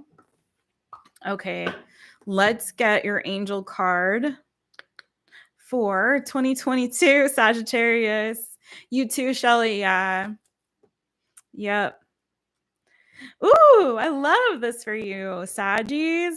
You got courage. Can you see that? Is there a glare? There you go. Courage. Courage. Yes, friends. Have courage. Take courage this next year. You see how this angel is also like taking a flying leap? I do think, like, freaking A, like, when this tower falls, like, just imagine this, like, this angel, like, taking the flying leap. Sorry for my fingers. Off this tower, and it's like spirit's like, no, see these people flying, it's like this angel is falling too off of this tower, and it's like, have courage when those tower moments come. Remember that you have wings and you can fly.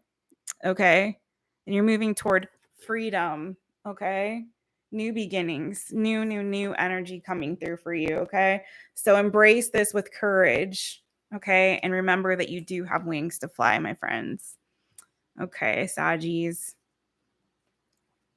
I love how these angel cards are like going with the messages tonight. Mountains of the Moon, it's so good to have you. Thanks for joining us. I go live every Thursday doing all signs. usually around 7 p.m. Pacific time. I don't know where you're at. And then Fridays, I do 5 free Fridays where I do 5 free 1-question readings in by random draw. But I'm not doing it this Friday just because it's New Year's Eve and all that. And it's really slower tonight than it's been in a long time, to be honest. I think we're in between holidays and things, but it's all good. This is going to go up on the channel so people can rewatch it later too. But I'm so happy to have you. Okay, air signs. Moving on to my Gemini, Libra, Aquarius friends. Gemini, Libra, Aquarius friends. Let's do you. Let's do a little more Palo Santo.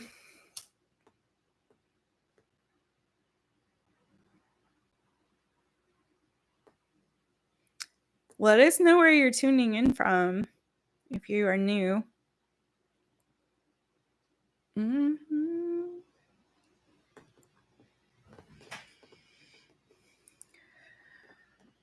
Okay. All right. So, Geminis, you guys are up first. Yay. So, if you guys didn't know, I'm a Gemini cusper. And my Venus is in Gemini.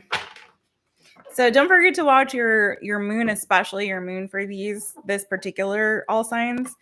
And then and also go ahead and watch your rising and your Venus too. Venus is a good one too, just in case it affects how you look at love, your shadow archetype, how you look at love, and how it impacts your relationships, how your shadow archetype impacts your relationships, friends. And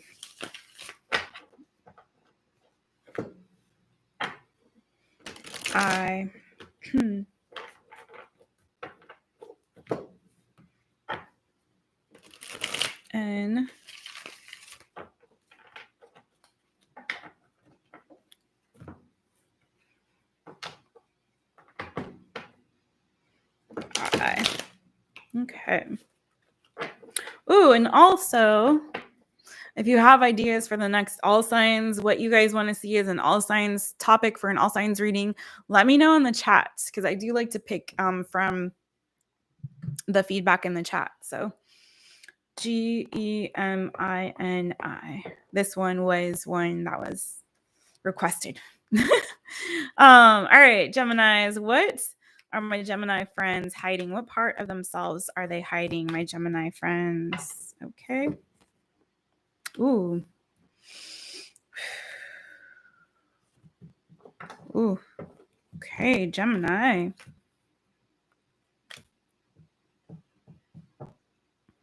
Oh, Geminis. Geminis are going through it lately, y'all. I just put up the latest Gemini reading, and it's been a recurring message of, so 3 of Swords is what came out for you.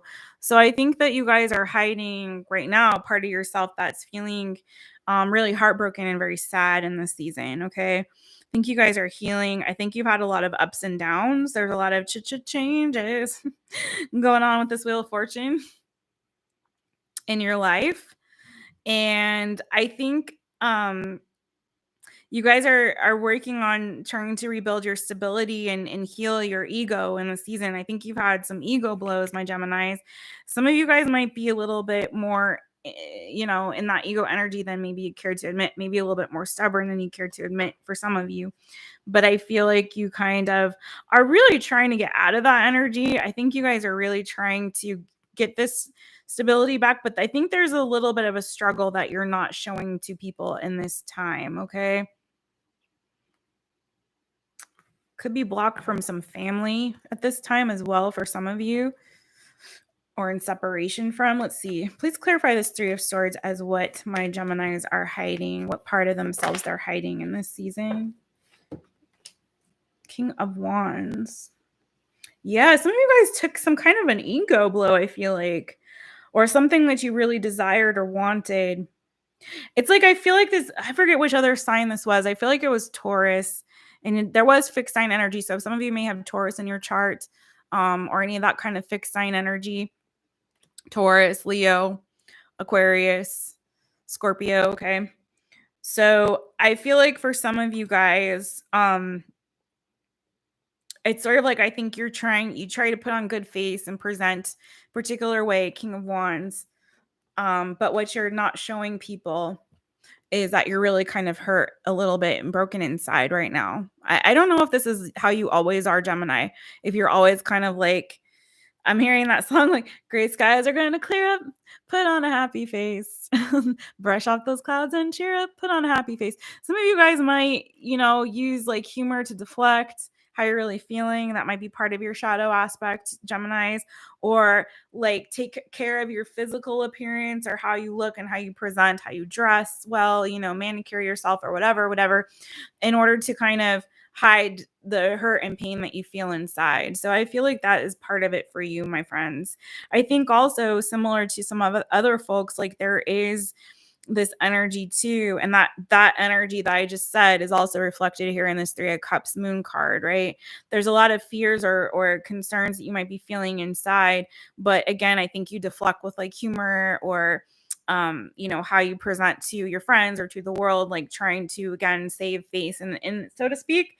Again, these are not things that we're shamed about, friends. These are not things that we like look at and feel bad about ourselves. Okay. This is just becoming acquainted with the parts of ourselves that we tend to hide from ourselves and others so that we can come to a place of acceptance of those things. This is not shame and judgment time at all. So just understand that.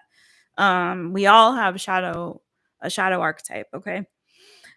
Whew, Lord. Yeah, you guys also, I feel like, have big feeling. Like you're more emotional and have a lot more feelings inside of you that I think you don't show. Also, again, a very sensitive side of yourself. But also, again, I think a lot of it is like a lot of who you are inside rests on like the ego and ego wound, I think any kind of blow to your ego, I think like really affects you, Geminis, okay? Really, really affects you. Some of you might be hiding that you lost a job or you're having some financial insecurity or instability, especially if it's due to like a job loss or loss of income. Okay, Geminis. Um, Again, I think you guys are really focused right now, going inward, focusing on your future and trying to rebuild your happiness and sense of security and stability. But I also feel like another aspect of your shadow archetype, Gemini, is that you guys, again, this was similar to, I started to say this earlier and then cut myself off, but this is similar to like another sign that I said where you do, was it Virgos? No, not Virgo. I can't remember now. But anyway, point is that you do a lot of research and evaluation before you move forward. And I think that it's not self-sabotage so much as this, Gemini. So hear me out, friends. Is like, I think you guys have a lot of goals and you want to move toward victory and have victory move toward your future.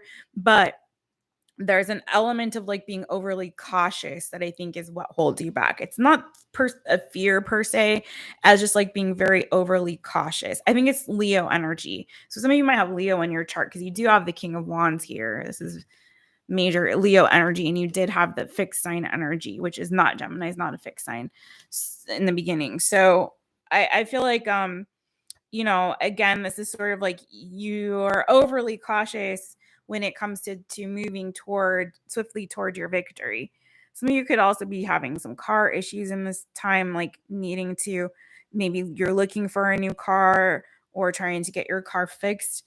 That's for some of you. I know that's not really a shadow aspect, but I'm seeing that too. Maybe you're researching what kind of car to buy. That's for some. I don't know. That's a total side message that came out with this page of Star's Chariot energy. But I do feel like, again, it's overly cautious about when it comes to like moving toward victory, toward your future. A hesitancy to take leaps of faith. And maybe that's because you're afraid of this heartbreak, right? There's a little bit of fear about that.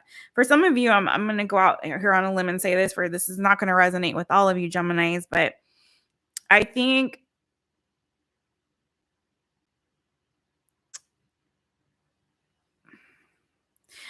that some of you maybe like the way you're living your life is incongruent with how you really feel. And I feel like this may have come up with no, this wasn't really, it was their angel message, but like live in integrity, you know, outwardly as well as inwardly. So, you know, for example, if you're like trying to live a polyamorous lifestyle, again, I'm throwing out totally random examples. Earlier, I gave an example of a Lamborghini.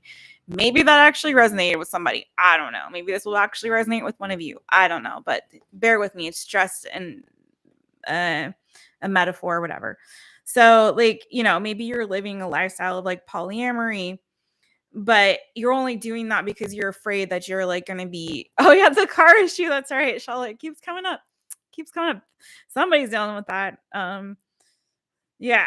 So yeah, I feel like so if for example, if you're like living a lifestyle of polyamory, and no shade to that lifestyle. I have a friend who lives who that is congruent with who she is.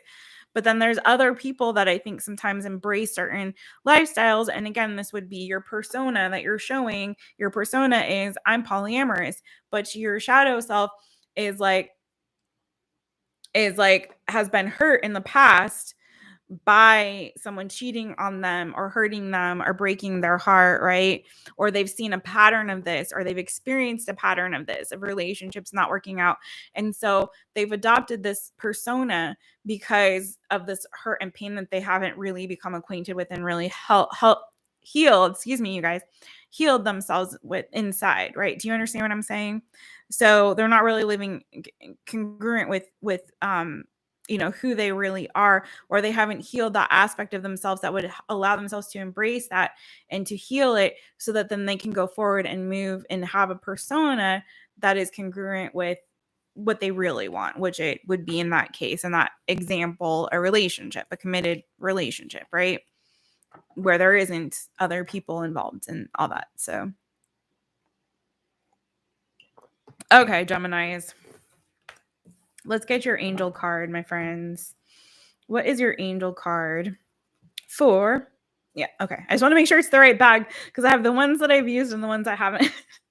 All right, what's the angel card for my Geminis? Ooh, efficiency. I'm looking at this picture. Oh, I see. Okay. Okay. I was like, what's this picture? It was hard to tell what was going on in that picture. Efficiency, Gemini, efficiency. Okay. So, some of you guys, you know, maybe you guys are bearing some of your responsibilities. I'm getting like maybe, or maybe there is more of, you know, you're not really taking control and charge of the things that you really need to. But I also think when you're looking at your future and when you're looking at your goals, work on doing the most efficient method of you know, what's the most efficient way to achieve that, right? I think also I just feel like for some of you it's like organization. Maybe you need to organize your business in a different way, or maybe you're making things harder on yourselves the way you're going about things and doing things right now. Maybe again there's a more efficient way to do things. So look at that and explore that in the future. I know a lot of Geminis tend to be very creative folks, and sometimes creative folks can be messy and disorganized. So maybe that is something like, you know, trying to find again more efficient methods of going about things and doing things, you know, instead of going like this way, you know, just going, you know, taking that route, the more direct or efficient route is going to be more helpful to you.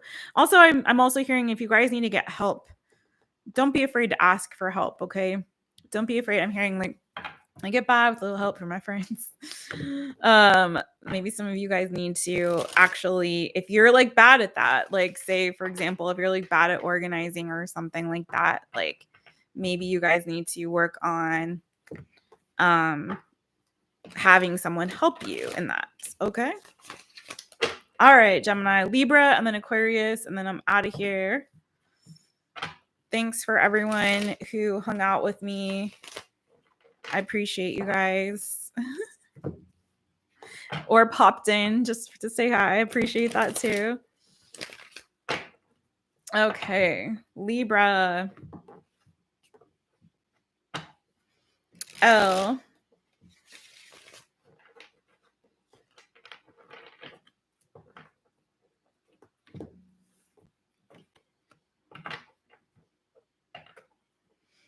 I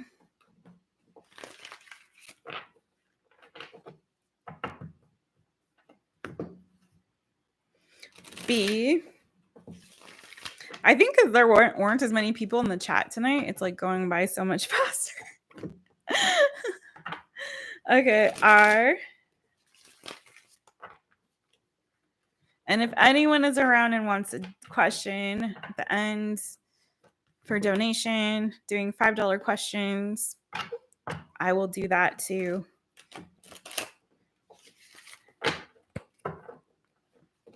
Okay, Libras.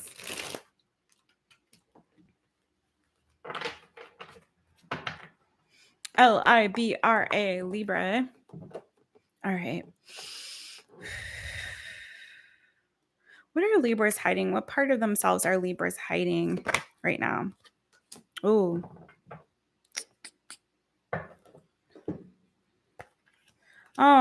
Libras. Okay. So you got the 10 of Wands, Libra friends. So I feel like you guys have some burdens. Or you see, this is like another sign I feel like that came out. I want to say Taurus, King of Cups, Knight of Cups, Six of Cups, Death card. So some of you might have lost a loved one. That I feel like maybe you're still holding like the weight and the burden of that loss on you, or are anticipating a loss or hearing news of a loss, like something to that effect. I think you guys Libras are a lot more nostalgic and sentimental than I think maybe people know about you guys. I think you guys have a lot of emotional concerns and feel things a lot more deeply than maybe you're given credit for, Libras. I think that is a part of you that is, I think you do have, again, like I said, a sense of nostalgia of the past, especially when it comes to your family. I feel like, you would think you hold your family very close to you. And I think some of you might feel a sense of responsibility toward family, as well, is what I'm getting. I think a very positive aspect of yourself, well, I don't know. Maybe you guys have a little bit of a problem committing to things, especially if it has to do with like jobs, or work. Like maybe you need more freedom when it comes to that, okay? Or maybe even relationships. Maybe some of you guys struggle to kind of keep it locked down. I'm just going to say Six of Swords, Ace of Pentacles, Queen of Pentacles, and then underneath that, the Ten of Swords. So it kind of feels like for some of you guys, I don't know, I'm not saying like a fear of commitment, but just like a difficult time kind of locking it down, okay, in the long-term sense. That's for some of you. Um and if it's not about relationship, it could be about a job, okay? It's sort of like the first whiff you get of like, something in the milk ain't clean here. I'm out of here. Like you're out of there, okay? So maybe stick around a little bit. I think some of you might be a little bit bullheaded. I don't know if bullheaded is the right word I'm looking for, but just like very quick to kind of move on to the next, if it doesn't feel right, which is maybe not necessarily a terrible thing, right? But I think kind of spirit is sort of saying, though, if anything, you know, maybe it's like you need to transform your idea of commitment or what that is, okay? It's maybe not so terrible as like some of you guys might feel it is, but I do feel like you guys are more sensitive, more nostalgic, and feel emotionally a lot more than people do give you credit for, Libras, or that you're showing, not give you credit for, that's the wrong way to say it, but that you're showing to the world. This is a part of yourself that you're not, again, that you're not really showing to the world, okay? Maybe you don't appear outwardly emotive, but I think that you do deep down like feel things a lot more deeply than maybe you express them to others. Like you kind of maybe hold your emotions inside more, right? Please clarify this 10 of Wands for my Libras. Three of Swords, Page of Pentacles, Two of Swords. Yeah, so again, same message I said about the commitment thing, or like, But I think a lot of that, as well as you kind of keeping your emotions inside, is because of heartbreak in the past. Okay. There's always a reason why there's that part of ourselves we don't show. And I think for you guys, it's because either fear of heartbreak or like because you've been heartbroken or you've had loss, experienced loss and heartbreak in the past. Okay. And so, again, this is the part you don't show because I think some of you feel like if you were to be open and vocalize things, or how you feel your feelings, or if you were to commit to something, like, you think that there could be a loss there, someone could leave you or walk away, so instead you choose to not be really vulnerable in that sense. To you see it as a vulnerability, but I think spirit's message to you would be like to see it as actually a strength, to allow people to see that part of yourself that is a little softer. Okay, my Libras. All right, Libras, let's see, what is your angel card? Ooh, Grace. Grace for your 2022. This is your intention. I think this is also about being more graceful and gracious with yourself, friends. Like, to treat yourself a little bit more lightly, not to be, to understand that it's okay. We all hurt, we all have pains, we all have had loss in our lives, okay? And it's okay to treat yourself gently. It's not a weakness. Don't see it as a weakness. And to kind of go through life a little bit lighter. So if you are holding all of that inside, like, whew, this is a lot to be holding inside, Libras, okay? I think it's time for you to really start expressing that, okay? And instead of trying to block your emotions and hide them, to express them, okay? To embrace the fact that, yes, there are ups, but there are downs, but there are also ups in life, okay? And to be able to walk away from, so by expressing it, by opening up, you're allowing yourself to heal, Star card, and to walk away, Eight of Cups, from that which from what was heavy, okay? So that you're not ending up in this Nine of Swords energy where you're all up in your head and you're feeling anxious and you're feeling unwell within yourself, you're feeling down and out, right? Allow yourself to heal, because by healing, by embracing it, okay, and by being gracious with yourself with that energy, you also, by healing, then you can walk away from that sadness and from those heavier feelings, so it's not weighing you down so much. Lighten your load, my Libras. Lighten your load in 2022. Okay, friends. Okay. All right, Aquarius, and then that's the last one. Aquarius, friends. Where are my aquas? I don't know if I have any. I think I might. I think I have some Aquarius people who watch. I don't know if I've met any in the live, but I know that Kenny's boo is Aquarius. I remember that. Kenny's a Scorpio and Kenny's boo is an Aquarius, but Kenny's not here tonight. Where is he? Okay. Aquarius, let's do this. A Q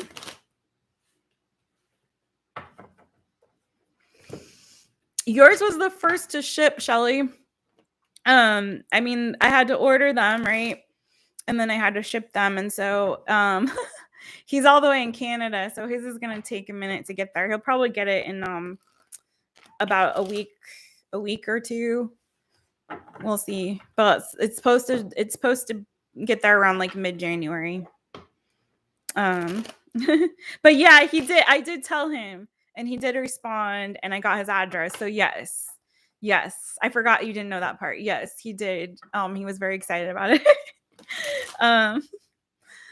But yeah, he's gonna get it. I was surprised the t-shirt was ready first. And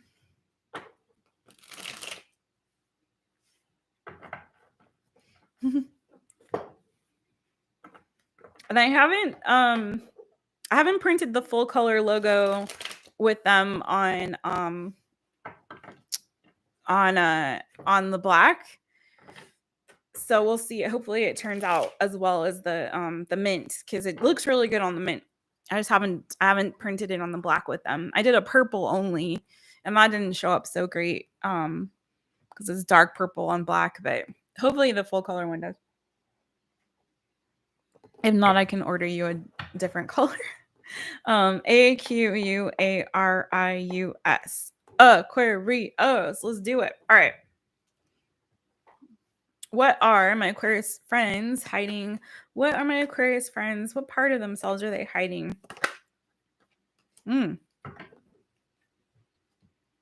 Oh, okay, Aquarius. This is different than I thought it was going to be. Because the card that came out for you, Aquarius, was the Tower. And I was like, oh, where is this going? But what came out underneath that is the High Priestess on the Knight of Wands, Seven of Pentacles, Ace of Cups, Queen of Cups. Yeah. So I feel like you guys are actually, so Aquarius has a reputation. And what's interesting is that your shadow aspect, Aquarius, or your shadow archetype, is the antithesis of, I think, how most people would perceive you, which makes sense because I'm not seeing any air energy. I'm seeing no swords, none. None, not even deeper down in here. And so what I'm seeing is sort of like, it's interesting with these air signs. Kind of like Libra is like, there's a more sensitive side to yourselves, Aquarius. I'm happy to see it. Some of you could have water placements in your charts also for people that are watching Aquarius. Watch your other signs too. Moon, like if this is your moon sign, maybe your sun is a water sign or your rising or Venus, right? But I'm seeing that you guys are actually highly intuitive, and that's what I'm picking up with this Tower energy. I think you guys have some deep revelations there, Aquarius. Okay, deep revelations. I think you guys have some deep ass thoughts, my friends, that you don't necessarily, it's a part of yourself that maybe you're not showing to others or they're not seeing. Okay, there's a well of depth going on here. You got Ace of Cups, Queen of Cups. I think you guys, like, again, not so much outwardly emotionally expressive, but do feel that inside. There's a sensitivity to you. You got Queen of Cups. There's a sensitivity to you that I feel like the world isn't seeing.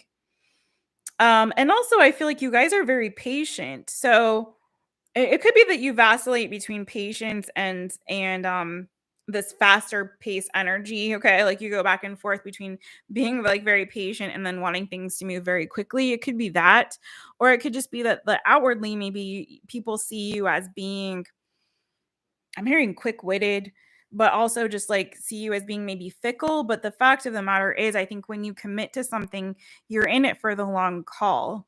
When you do commit to something, like you're not afraid to like put in that work when it comes to it. But I do think that there may be a side of yourself that can be tendency to be a little bit fickle. Again, like maybe you go a little bit back and forth. But mostly is what I'm really seeing is that you guys are very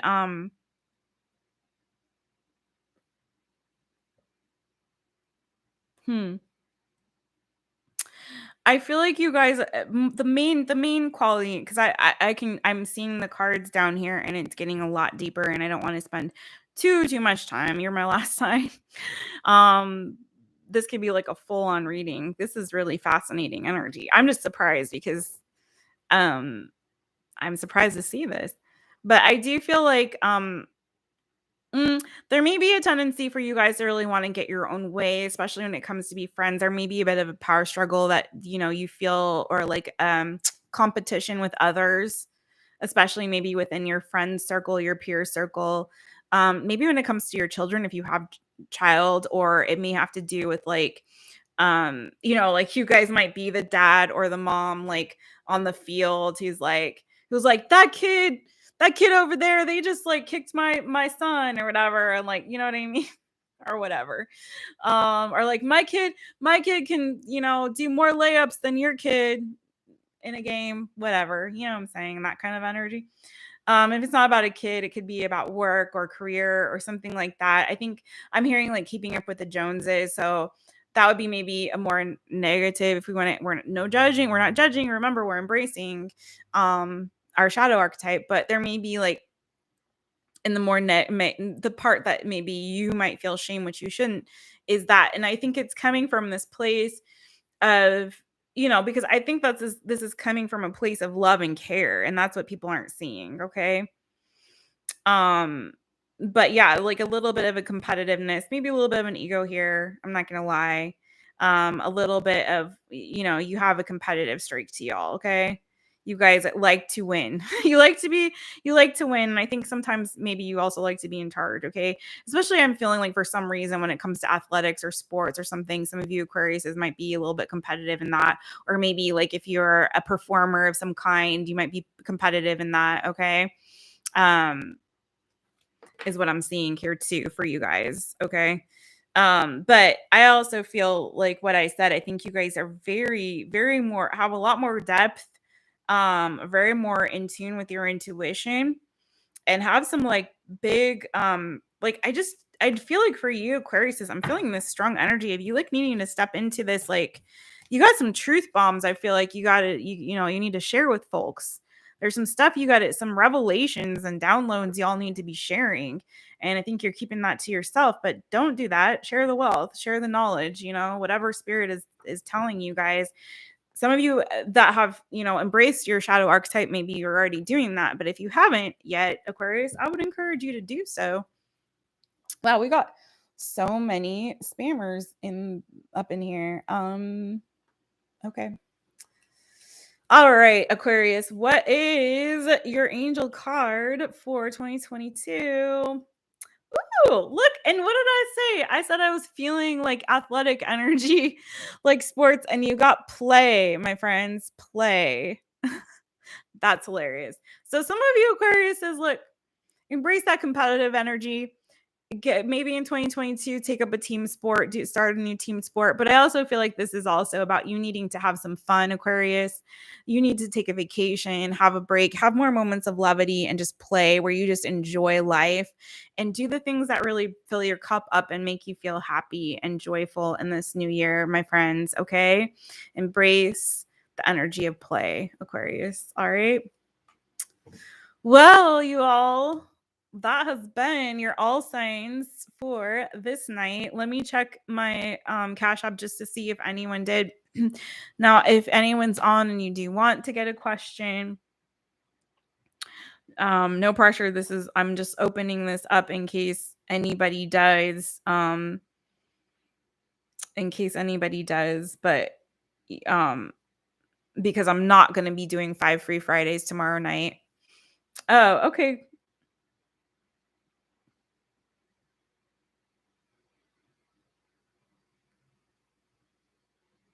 I'm doing Cash App questions though, Shelly, instead of the free ones, because I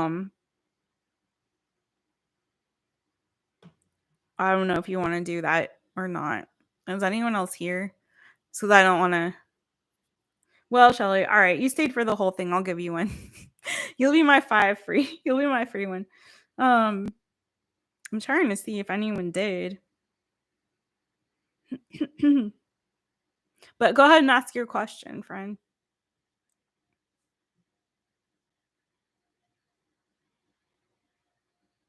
Oh, there we go. Okay.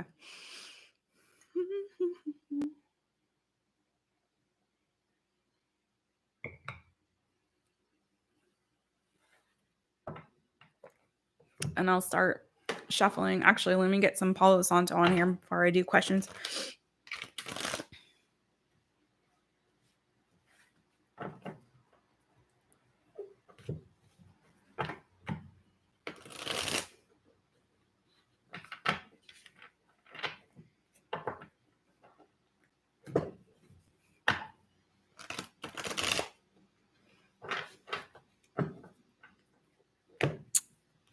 Okay, updates about Scott. Let's see. I'm going to switch decks, actually. Let's do that.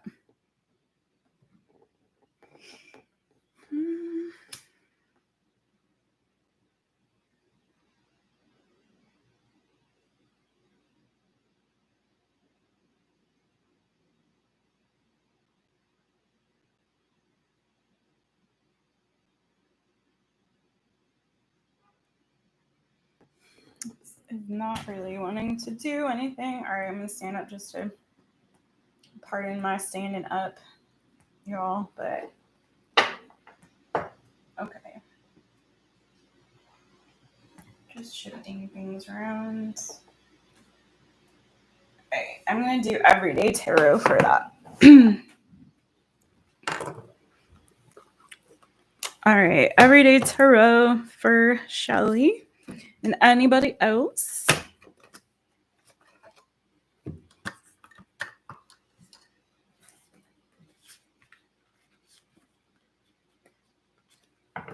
Okay.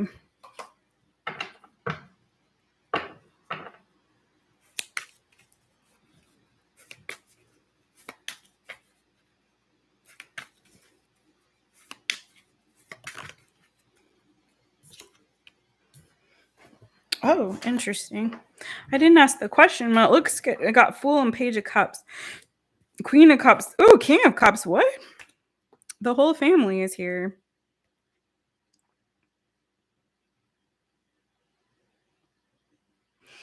You could be getting a message soon. I'm going to ask the question though, but for this to come out like this is interesting. Someone might be having a wake up call that they need to like reciprocate something. Okay. 6 of Pentacles, Tower. Maybe somebody realizes that they left somebody out in the cold here. 9 of Pentacles, 5 of Cups, like alone. Someone's been dealing with like some confusions or illusions, like some burdens that they have or options that they're exploring. But you got King and Queen of Cups, Page of Cups, the Fool. I don't want to get too crazy into it because that just came out before I even shuffled your energy or asked the question. But it does look like there could be a message coming. Let's see. S H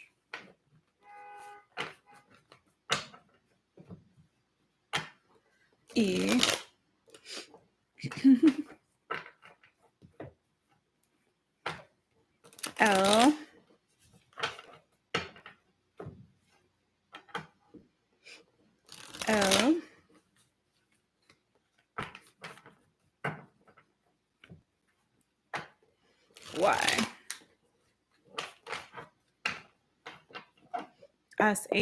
L O Y. Shelly.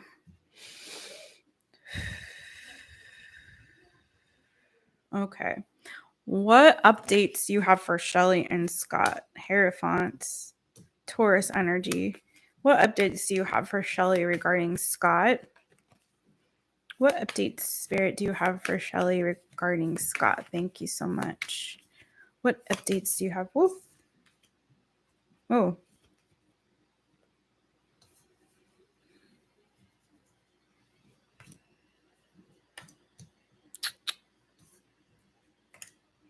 Interesting. So I do see him communicating with you. I'm going to clarify though. 2 of Wands came out in reverse.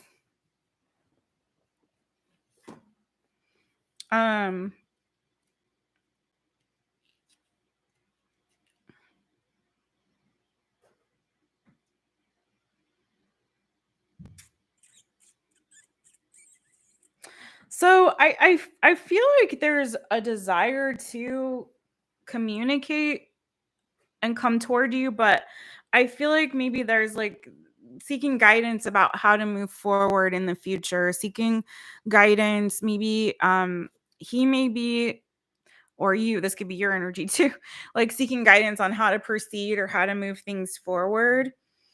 Again, this could have to be with this could have to do also again with commitment, not sure still or unclear about level of commitment or if there will be commitment going forward. Someone's definitely still thinking about work pretty heavy. Okay. Or, trying to explore how to build some sense of stability, especially with regard to their finances, looking at maybe investment opportunities or something like that, or how they can get more income, trying to heal maybe financial situation. I do feel like this person, like they're taking a while to communicate, But I do feel like you got two communication cards now, Page of Pentacles and the Page of Cups. So, and then Queen of Cups, this is your energy, feminine energy, Cancer, Pisces, Scorpio. So it looks like, communication is going to be coming in after some time. Wheel of Fortune, King of Cups, it's like the King and Queen of Cups are separated by the Wheel of Fortune. So it's sort of like waiting for that Wheel of Fortune to move in one's favor for them to communicate. Okay. Um, again, there's some separation here in terms of, it feels like, again, this energy of two people being on the same page, needing to really align energetically for this communication to come forward. It could have something to do with, this, what someone's thinking about in terms of building their financial stability or something, like getting that set up, trying to get their ducks in a row there, and that is why they're holding back. This is interesting, though, with this Two of Wands and the Hierophant, though, to be the primary energy. Please clarify this Two of Wands in reverse. Please clarify this Two of Wands in reverse. The Chariot. There's the car again. Yeah, I think, like, wow.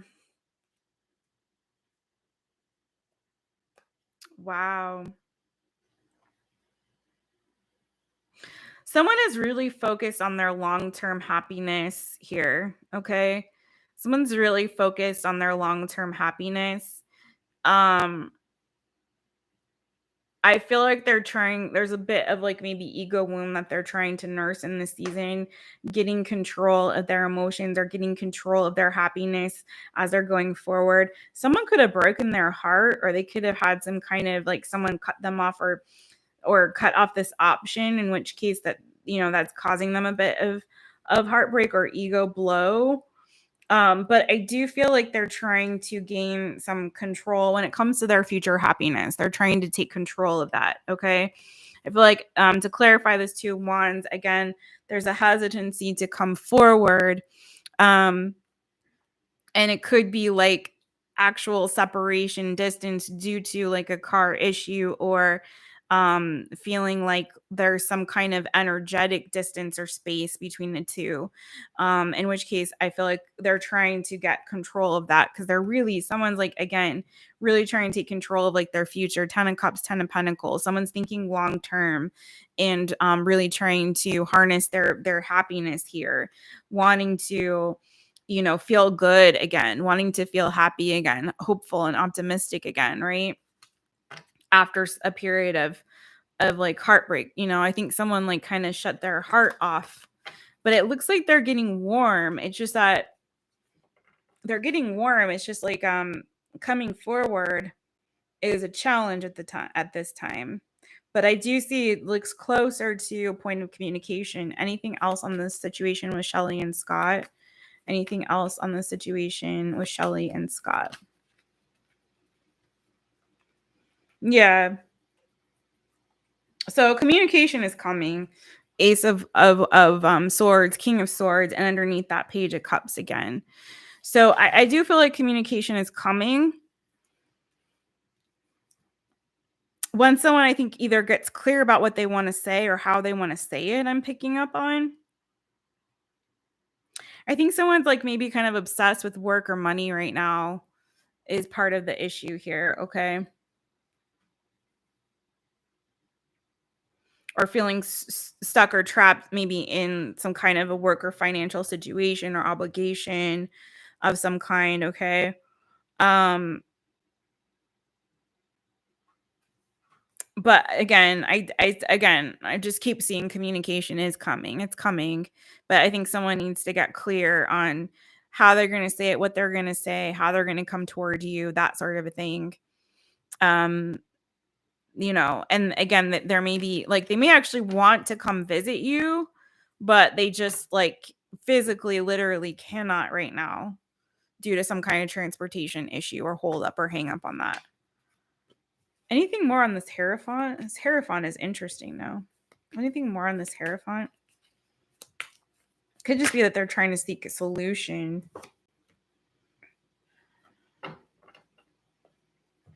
Yeah.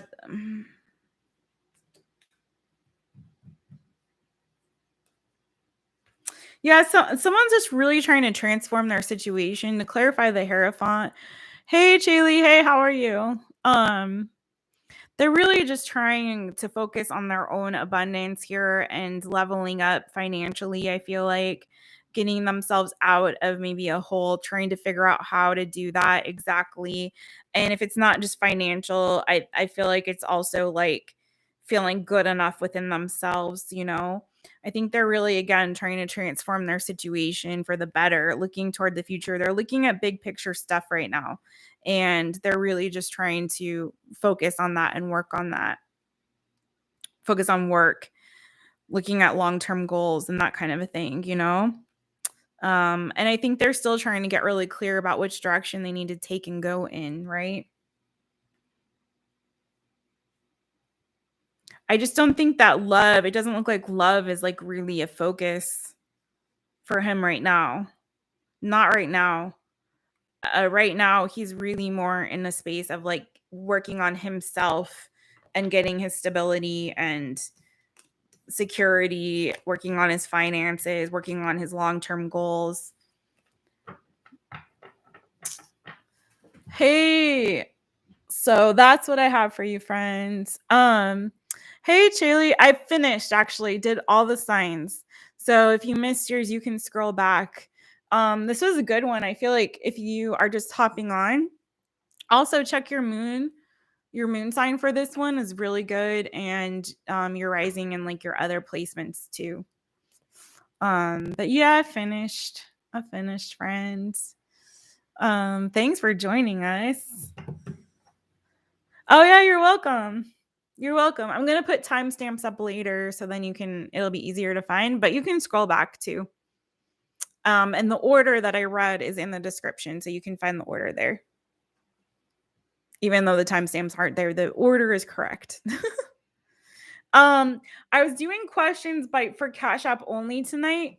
So $5 per question, and my Cash App is $ My Taropist. And I'll stay on for like 15 more minutes if you want. If you want to Cash App a question, I'll stay on for like 15 more minutes. But let me know if you do, because otherwise I'll get off. Because I've been on almost 3 hours now. You're so welcome, Shelly. You're so welcome, friends. I hope that helped. It looks like not much has shifted in the energies, but it does look like he's getting closer to communicating overall. Oh, sure, friends.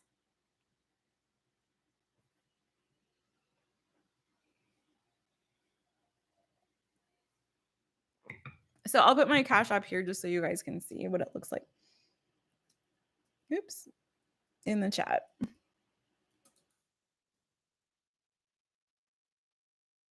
Oh, it's $ My Taropist. I'm not monetized, so I don't do super chats yet.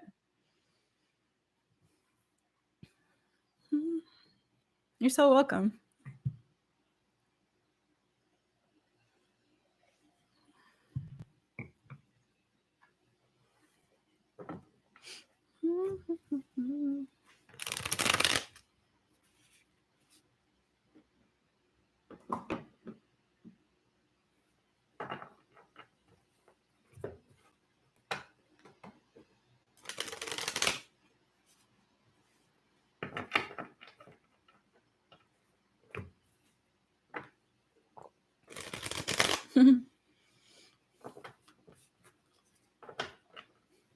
Oh, I like the unicorn. That's cute.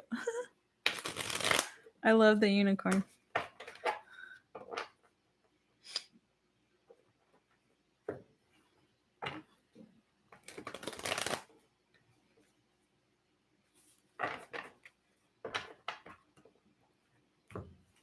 Where are you joining us, friend? Oh, okay, cool. Oh, I love the shooting star too. These are cute emojis.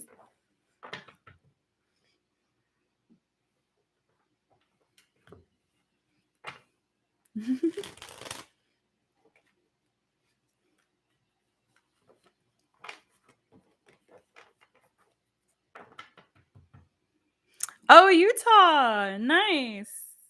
I have a friend who lives in Utah.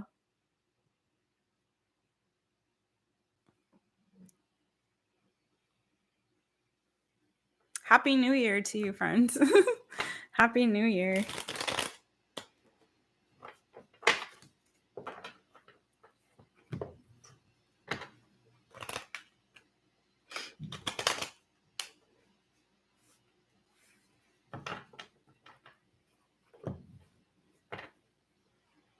Oh, Salt Lake City. Okay. I think she's in Ogden. I've only been to the airport in Salt Lake City. I've never been actually like explored the city. But what is it like there? Do you like living there?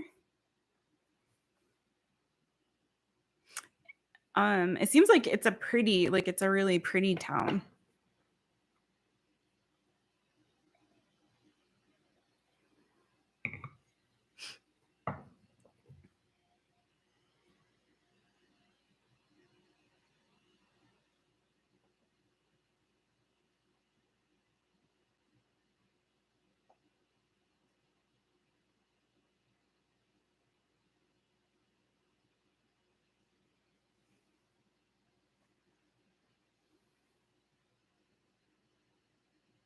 Mhm. I'm just gonna light some Palo Santo real quick. Um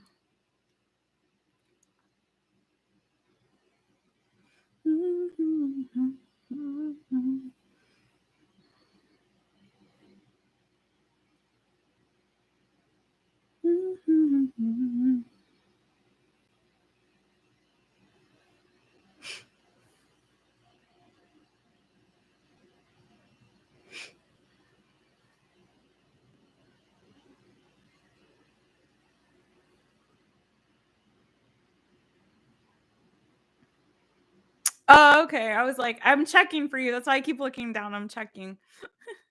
So I don't miss you.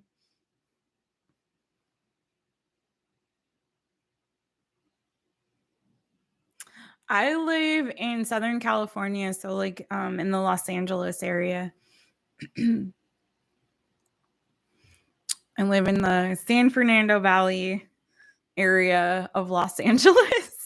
It's not so pretty. I mean, actually, my neighborhood that I live in, I really like. I've lived here for a long time. Happy New Year to you. Yay. I really like it. But um, you know, I've been here a minute and I'm from California originally, so I kind of feel like I've lived in other states as well, not just here, but I'm kind of in this place where I'm like, I feel like I'm ready for another change. So every time people come on, I'm always like, where do you live? Do you like it? Is it nice there? Is it a place where maybe I should move to? you know? um, oh no, I feel you. Oh, your sister lives down there. Oregon, I like Oregon a lot. Actually my grandparents used to live in Oregon. It's a really beautiful state. I like the Pacific Northwest. It's more my speed than like LA area. I feel like because I'm more like into nature, trees, green. I love the rain. It's been raining a lot in Los Angeles lately, and I love it because I'm a big rain fanatic. So I think I would like it actually. So maybe I should reconsider Oregon. Think about that again. Oh, you've been drawn to the East Coast. Okay. I used to live in Boston for a little bit. And I love Boston, but I feel like if I were to move back to the East Coast, I'd probably want to move to like Vermont or somewhere else in New England. That's a little bit more oh, you felt Oregon for me. Okay. I will think about that, friends. Appreciate that. That's a good one. It's funny. I hadn't even been thinking about Oregon as an option, but I like that. Yeah, it's a beautiful state, and I have really good memories of going to visit my grandparents there. Um, but yeah, I think if I were to move back to the East Coast, I would stay out of like the big cities, and I'd move to like, smaller towns in New England. But I liked Boston too. I'm just gonna freshen up my lip gloss. I've been talking for a long time, y'all. Um, so yeah, I don't know, is there a particular area of the East Coast that you're thinking about?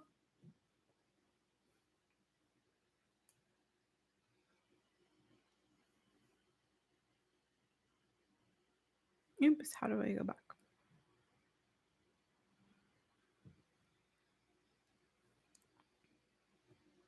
Oh, you lived there for 15 years. Okay. Um, which part? Because I actually haven't been. So when it comes to Oregon, right? Is this you, Stevie Potts? Are you Stevie Potts, or is this somebody else? um, I see it. I see one from Stevie Potts. So thank you for that, friend. Oh no, it's okay. Um, oh, Corvallis. Okay, I've heard of that area, but I haven't been there. My grandparents used to live in Grants Pass, Oregon. So that was the main area that I went to. That's your fake name? Okay. Okay, Stevie Potts. It's just between you and me. Um yeah, so my grandparents lived in Grants Pass. So like I haven't been to Portland, which, I know is like now so many people have moved there. Yeah, right. I loved Grants Pass. They had a couple different houses there and they both were really cool for different reasons. So like the first house that they lived in, it had like a little pond in the front, and they put fish in the pond, and I would pretend my uncle would take me and like we'd pretend that we were fishing in the pond. We wouldn't really catch the fish. And then the second house they lived in, they had like my nana had a little garden in the backyard, and their property bordered some other people's property that they had horses. And so we would feed the horses like sugar cubes and carrots and stuff from across the fence. It was really fun. Oh, you love Portland? Okay. Maybe I need to visit there. I've never been.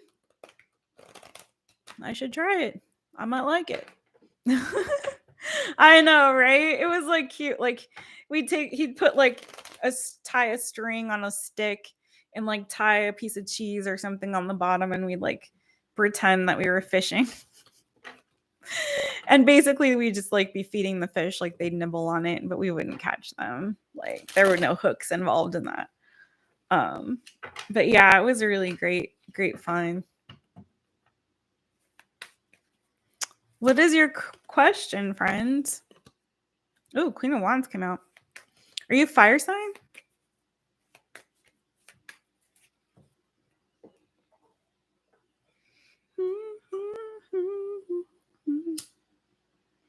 Yeah. They both have passed now, so they don't live there anymore. But they moved from there to Montana, which is also beautiful, but I wouldn't want to live in Montana. It's too their winters are way too long.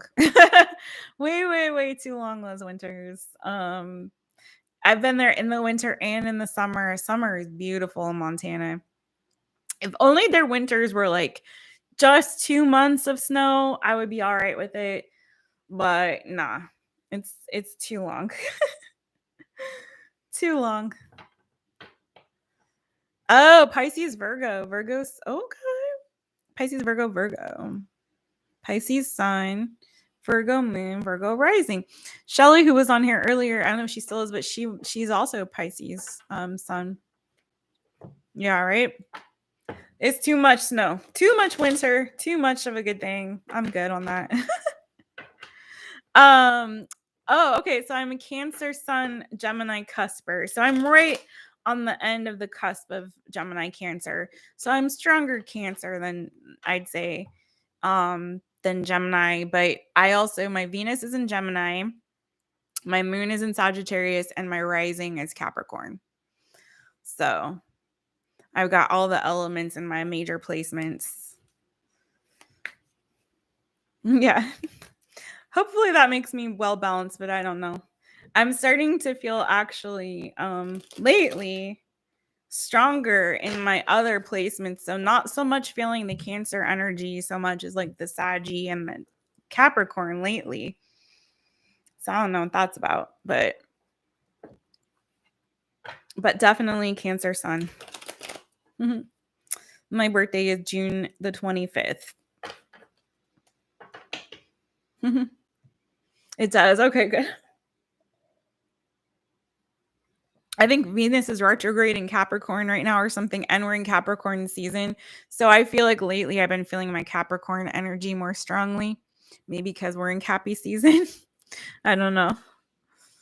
Um, yes, that is very wise words, friend. We are as balanced as we choose to be, for sure. Definitely that. Yep, right? Right? Very strong Cappy energy. Yep. I've been feeling it, especially this week. Really strong.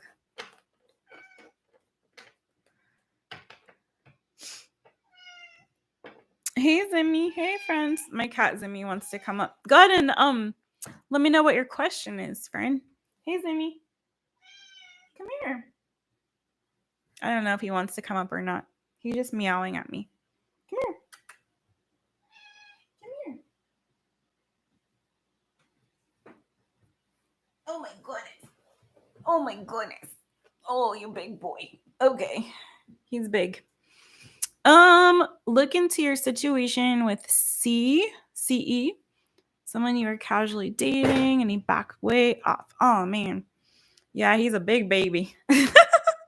He's a big old baby. I don't know what's the deal. Like both of them, I have 2 cats, right? And so both of them eat the same thing. Basically the same thing, but like he for some reason is just a big guy. He has a little voice, a little tiny meow, but he's very big. Like he's got a big belly. Right, Shelly? Shelly's still here. Oh my gosh. I don't know how that happens. Genetics? I don't know. Well, he's more lazy than Bo is. My other cat, Mr. Bojangles, is a lot more active. That's true. So maybe that's what it is. But their body type and shape is completely different anyway. He feels my stress. Aw. Yeah, I call him my therapy cat. It's funny you say that. I do call him my therapy cat. Because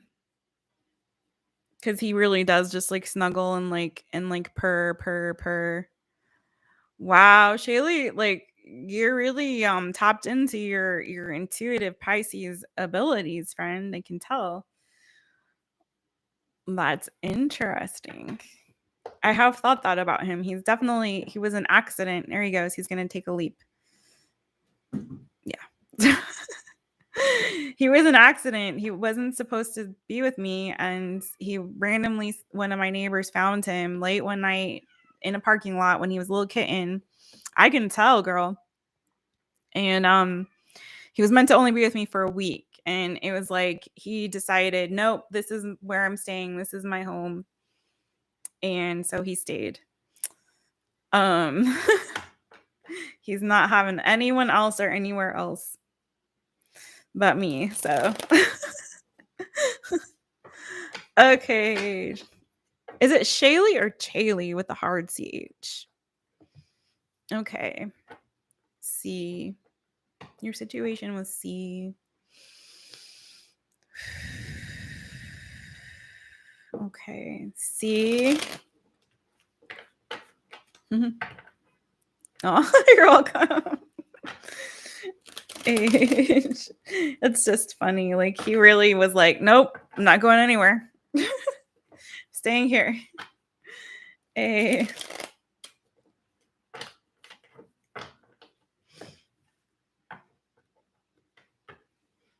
L.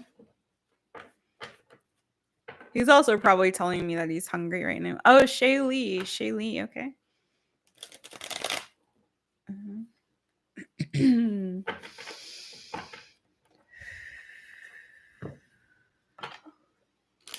E.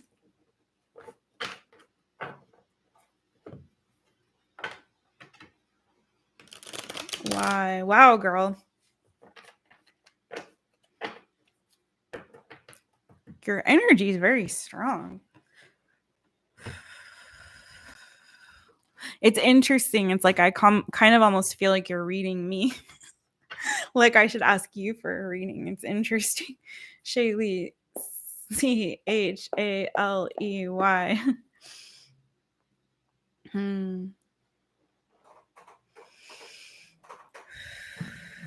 Wow. Are you a reader?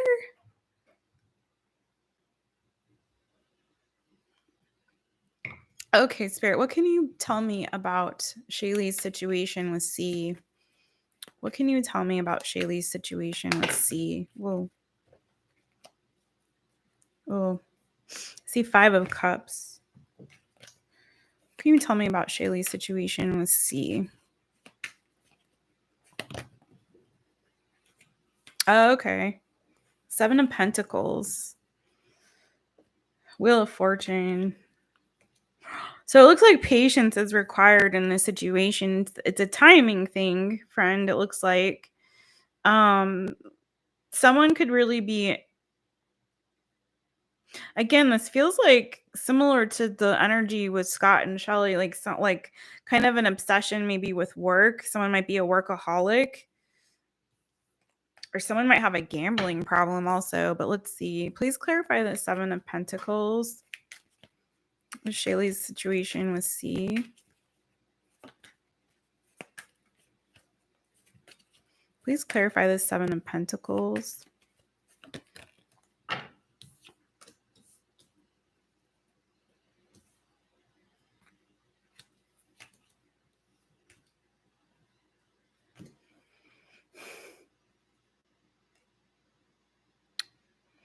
So I feel like someone might be trying to like invest in themselves and in their in trying to get some balance and harmony in the situation.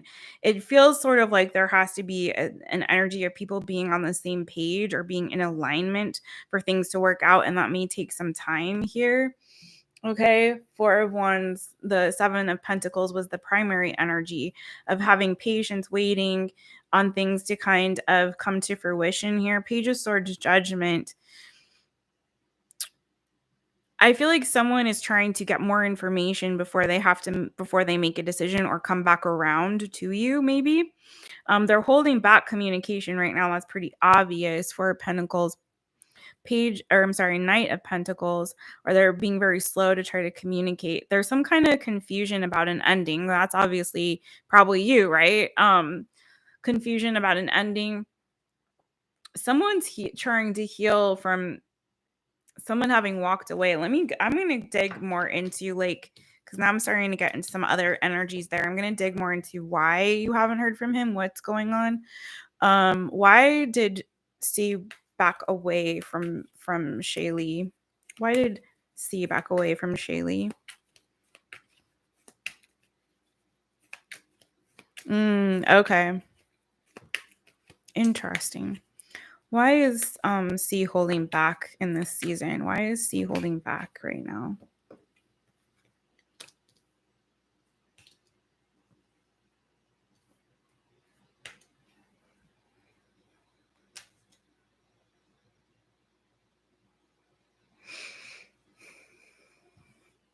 So 9 of Wands, there could be a past situation where someone feels like something that wasn't just happened in the situation or happened with them, where they feel like there was an injustice that occurred. And so it's like he's kind of, it's almost like I feel like it's almost this energy where I feel like he's holding a grudge about something, if this makes sense to you.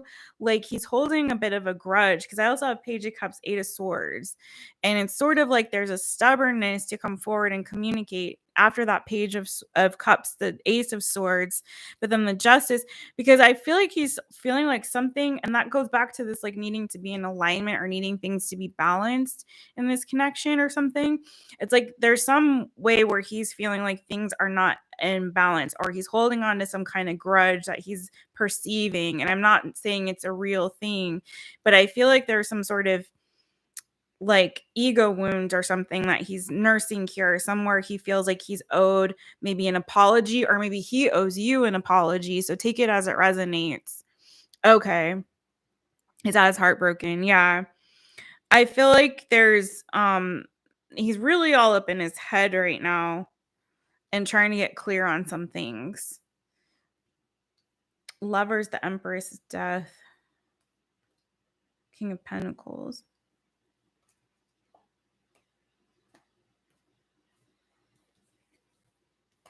Like, I feel like there's an energy here where I think the situation can transform, because it does look like there's potentially a soulmate type of connection here, but someone is being really stubborn and holding back because of past wound or hurt. Okay. You've never argued. Okay. So then if it's not you, then there's something that has to do with like a past wound or hurt that he has that he's still holding on to, right? And it kind of makes him feel a little bit like up in his head when it comes to decisions regarding love, right? Please clarify this 9 of Wands. What is this 9 of Wands with Shay or C? Sorry. Shaylee and C. What is this 9 of Wands about? What happened? What happened?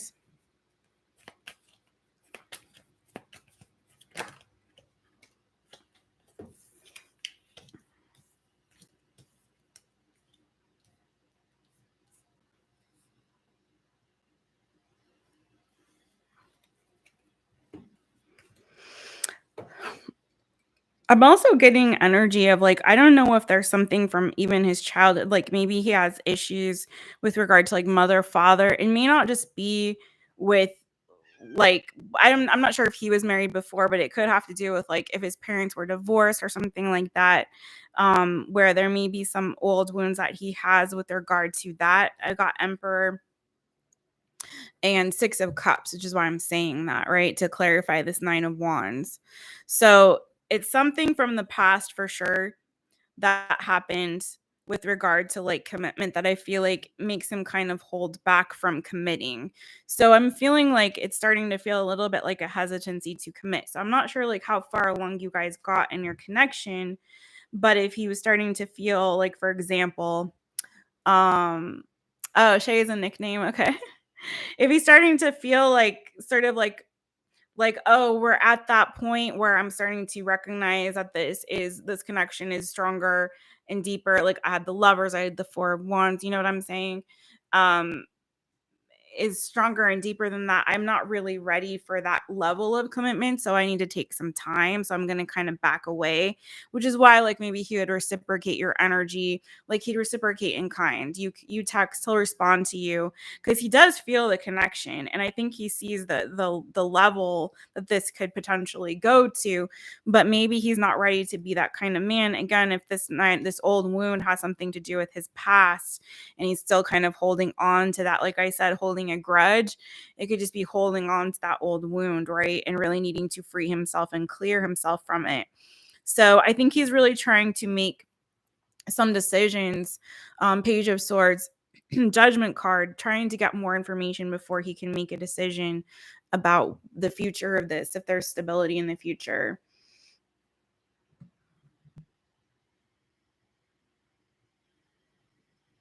Oh yeah, that's weird.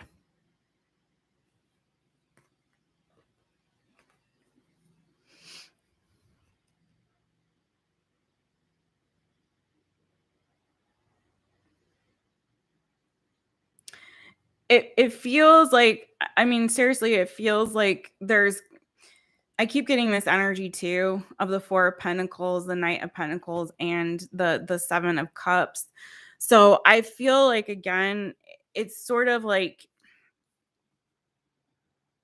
I'm feeling like a little bit of an energy of like an unwillingness to maybe grow up. Like I said, like needing some time before he can kind of be this kind of, be in this Emperor energy. And it's sort of like he's holding back. It's an energy of holding back commitment, and whether that means like actually like you guys were at the place where you guys were going to be serious as like a couple and like commit in that way, but it's sort of like this energy of still wanting to maybe explore his options or not really being sure if he's ready for that, so he's holding back. Does that make sense? Um, a Libra, Aries, Cancer, and this dude is a Cancer, Aries, Libra. Oh, that's crazy. Well, you got Aries here with the Emperor energy, right? There's a lot of Earth energy here, though. Taurus, Virgo, Capricorn energy, a lot of it. I mean, there is air energy here too. But I do feel like also, I'm not even gonna lie, there's some sort of heartbreak that somebody's still healing from. Ten of Swords, Four of Swords. And that goes back to this Nine of Wands energy.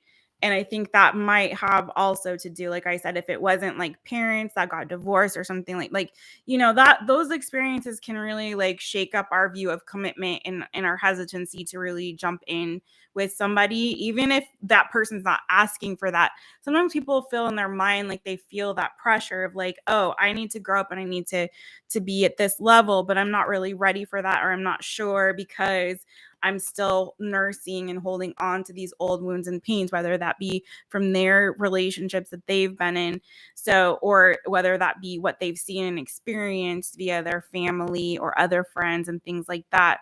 So there's a lot of anxiousness. I feel like maybe a fear of rejection or a fear, um, of somebody walking away or something ending because they've experienced that in the past. And again, I feel like they're really still trying to heal from that. I think that like deep down, this is something that this person really does want and sees. But again, like they have to really heal from this energy, right? Before they can do that.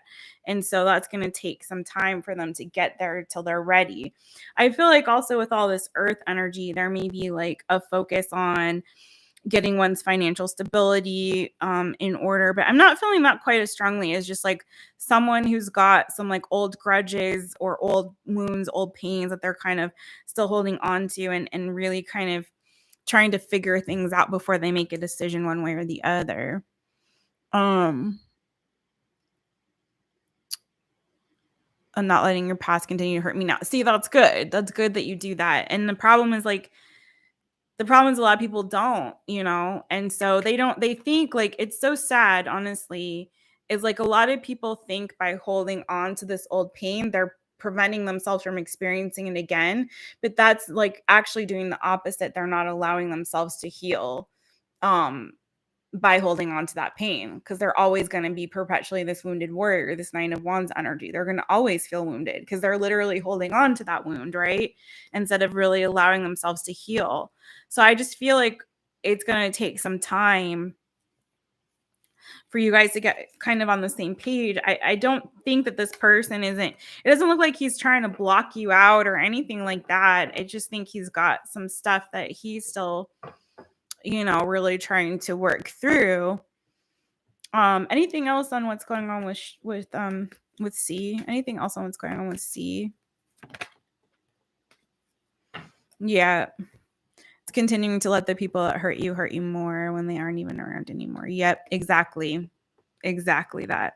And see, they moved on and see, this is exactly it. So 5 of Cups and the Ace of Wands. So he's looking at, again, this is like recurring energy for lots of folks. On the bottom of the deck, the World card, and then the 7 of Swords. So he is here's that self-sabotaging energy of not wanting to release old cycles and holding on to his pain rather than seeing the opportunity that's in front of him and this embracing this new beginning. Because I think you guys have a good connection, but he needs to really heal. Star card underneath that, and he needs to see it. And I don't think he's seeing it now.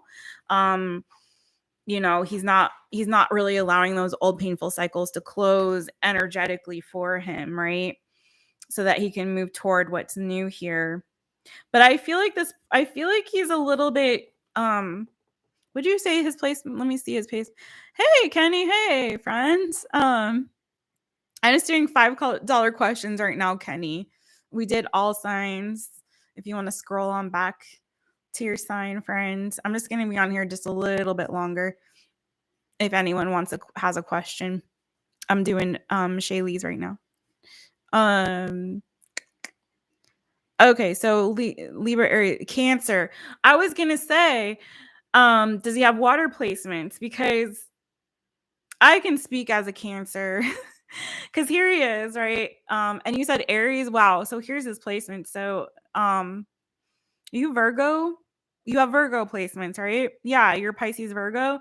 So here's that energy. Knight of Wands, King of Cups, the Hermit, right? Virgo, Water, Cancer, Pisces, Scorpio, Aries, Saggy, Leo energy here. So I feel like deep down, like, so I was gonna say, speaking as a Cancer, right? I can say this. We do go into our little crabby shells when we've been hurt. We have very soft insides, but I feel like and I feel like that's what he has, a very soft inside. Okay. And I think right now, though, that soft inside has been wounded. So he's kind of in this Knight of Wands energy rather than embracing that Cancerian, like loving, nurturing, warm energy because of the losses that he's experienced, right?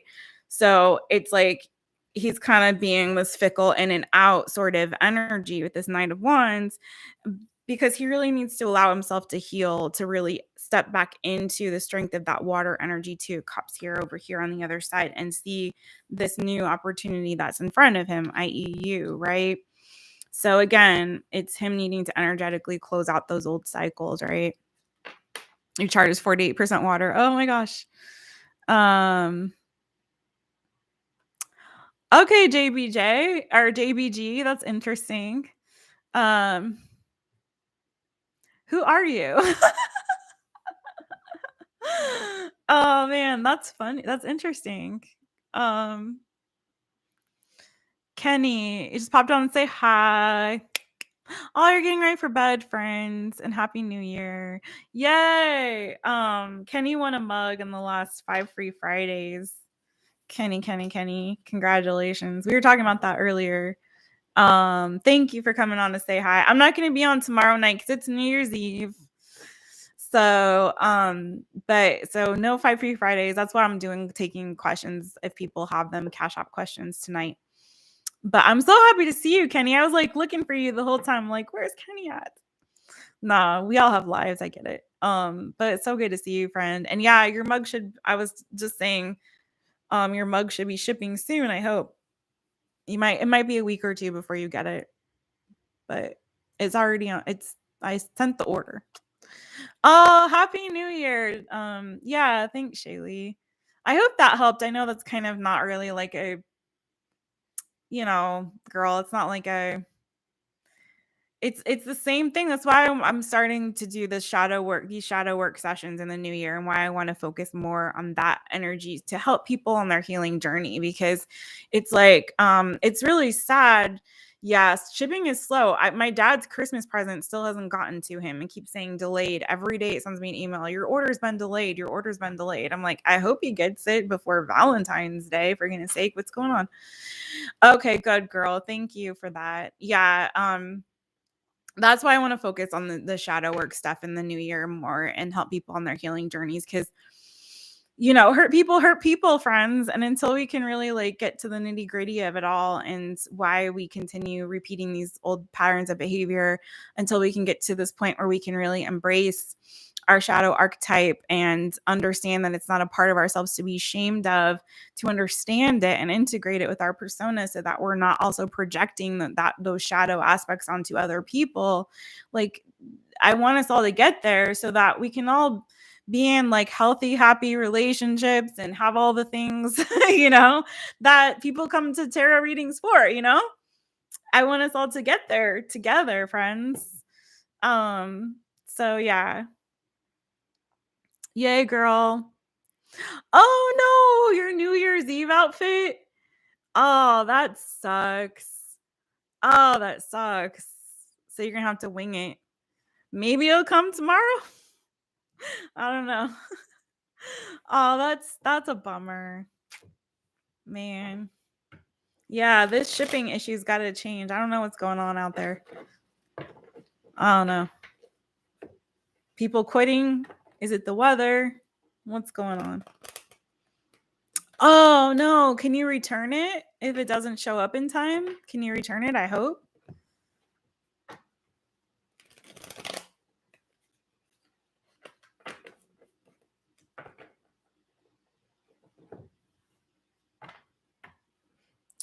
Okay. That's good. See, you're optimistic about it. Like, I will say the good thing is it seemed like there is a good potential connection between the two of you guys, but it may take some time for you guys to get on the same page. That's the only thing, because he's got some work to do. And I'll stop talking about C. It's a rave outfit. Oh, fun. Were you gonna go to a rave tomorrow, or are you going to a rave tomorrow night? Do they have them and still? Do they still do raves?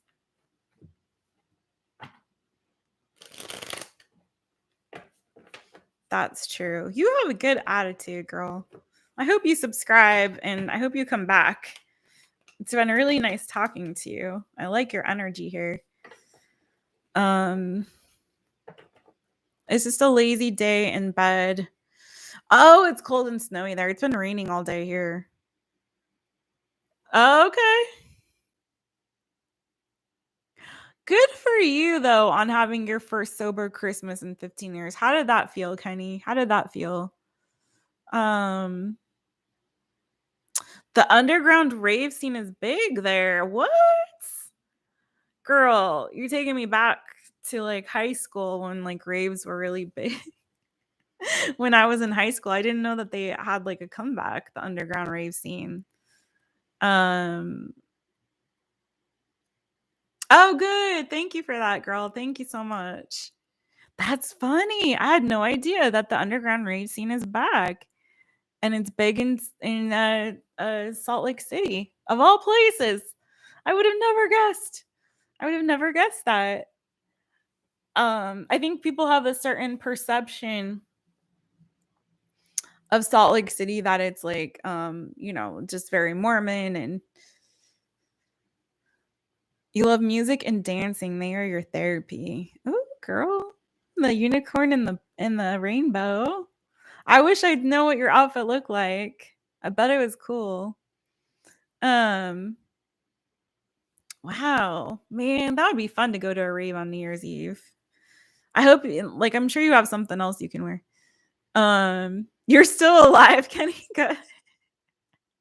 Are you in your boo, Kenny? Are you guys going somewhere to do mushrooms, or are you going to be just at home doing it? How do you do that? Do you like go out into the woods in the snow and like light a campfire, or what do you do? I'm so curious. Oh, you do have backup. I'm sure you do, girl. I'm sure you do. I wonder if people still dress the way they used to dress for raves. So curious. I have to like look this up and see if there's like video footage somewhere. This is taking me back. Oh, just at home you're gonna do it? Okay. I've just heard, some people have different ways, and some people like, want to go to like a sacred place to do it, and have a spiritual experience. And some people just do it in their bedroom. So I'm curious, like everyone's different.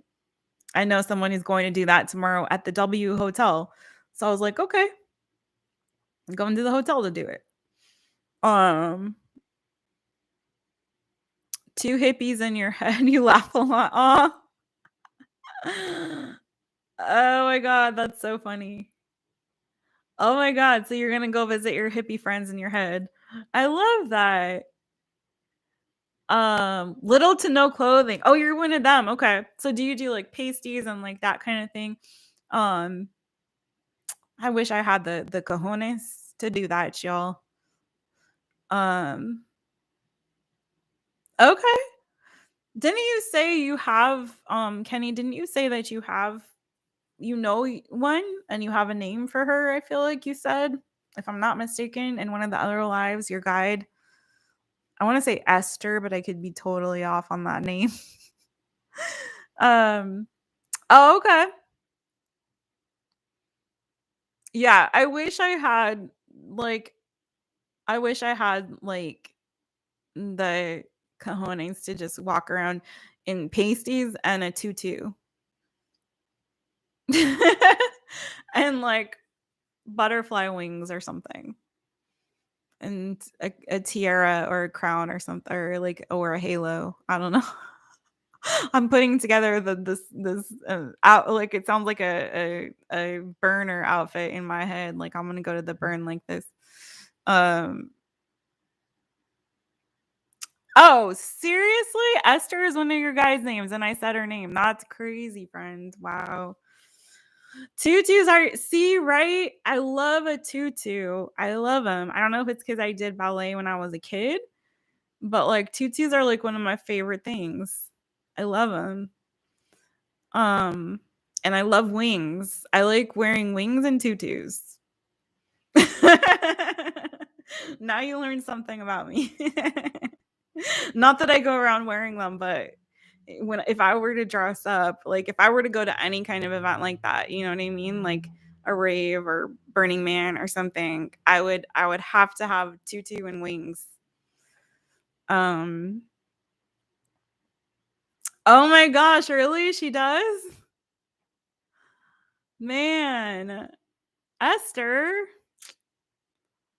Oh, you were. See, so you get it. I really think it's like a ballet thing. Like anyone who took ballet as a child ends up with a tutu obsession. It's so funny. But yeah. Britt and Sean. Okay, Britt and Sean. And then Shaylee's is Esther. That's so funny. And I said her name. That's crazy. Even if it's just at home, it'll be a freeing, happy thing for you. You know what? I do have wings and tutus. So maybe tomorrow night, because I don't have plans to go anywhere. I really kind of wanted to make it more like introspective, like quiet time. I would like to go somewhere, but if I were to go somewhere, I'd probably want to go like to a cabin in the woods or something. Or to the beach or something like that. Somewhere, I'm a nature girl, so like I would probably do that, but I don't know if I will. I'll probably be here, in which case maybe I will put on the tutu and the wings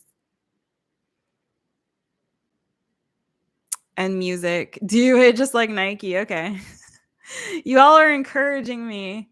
And maybe I'll get in touch with my guides. Kenny, I'm actually gonna be doing something similar to you, friends. So um you miss the ocean so much. I know. You know, I live right close to the ocean and I like never go there. It's sad. Like I'm so close to the ocean and I feel like I don't take enough advantage of it, you know. Got to get through the city to go to the ocean. I have to go on the, you know what the problem is, because they put the 405 freeway in between me and the ocean, and I do not like the 405 freeway. I avoid it. Um, oh, that's so funny. Kenny, do you live by water, Kenny? Or just like, is it more like mountainous where you are, like trees and stuff and not water?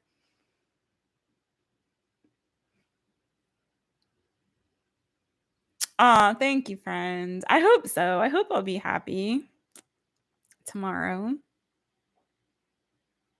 Oh, too many buses and trains. Yeah. I'm telling you, it's that transportation thing that gets me. I've become such a homebody, especially in the last 2 years, that I'm like, is it worth it? If I can't walk there, do I really want to go? Oh man, that's terrible. But um wow. So a rave and mushrooms with the boo.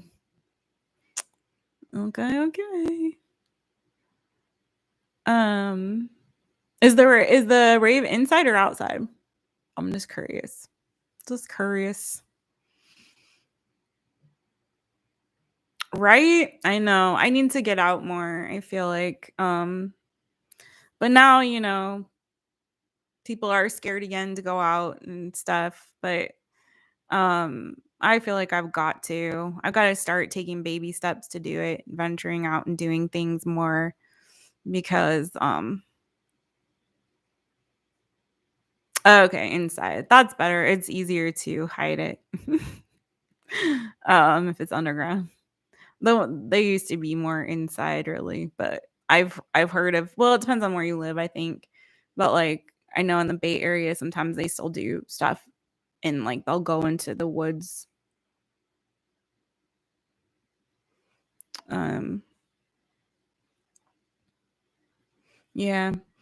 Gotta get out more, friends. That should be my resolution for 2022.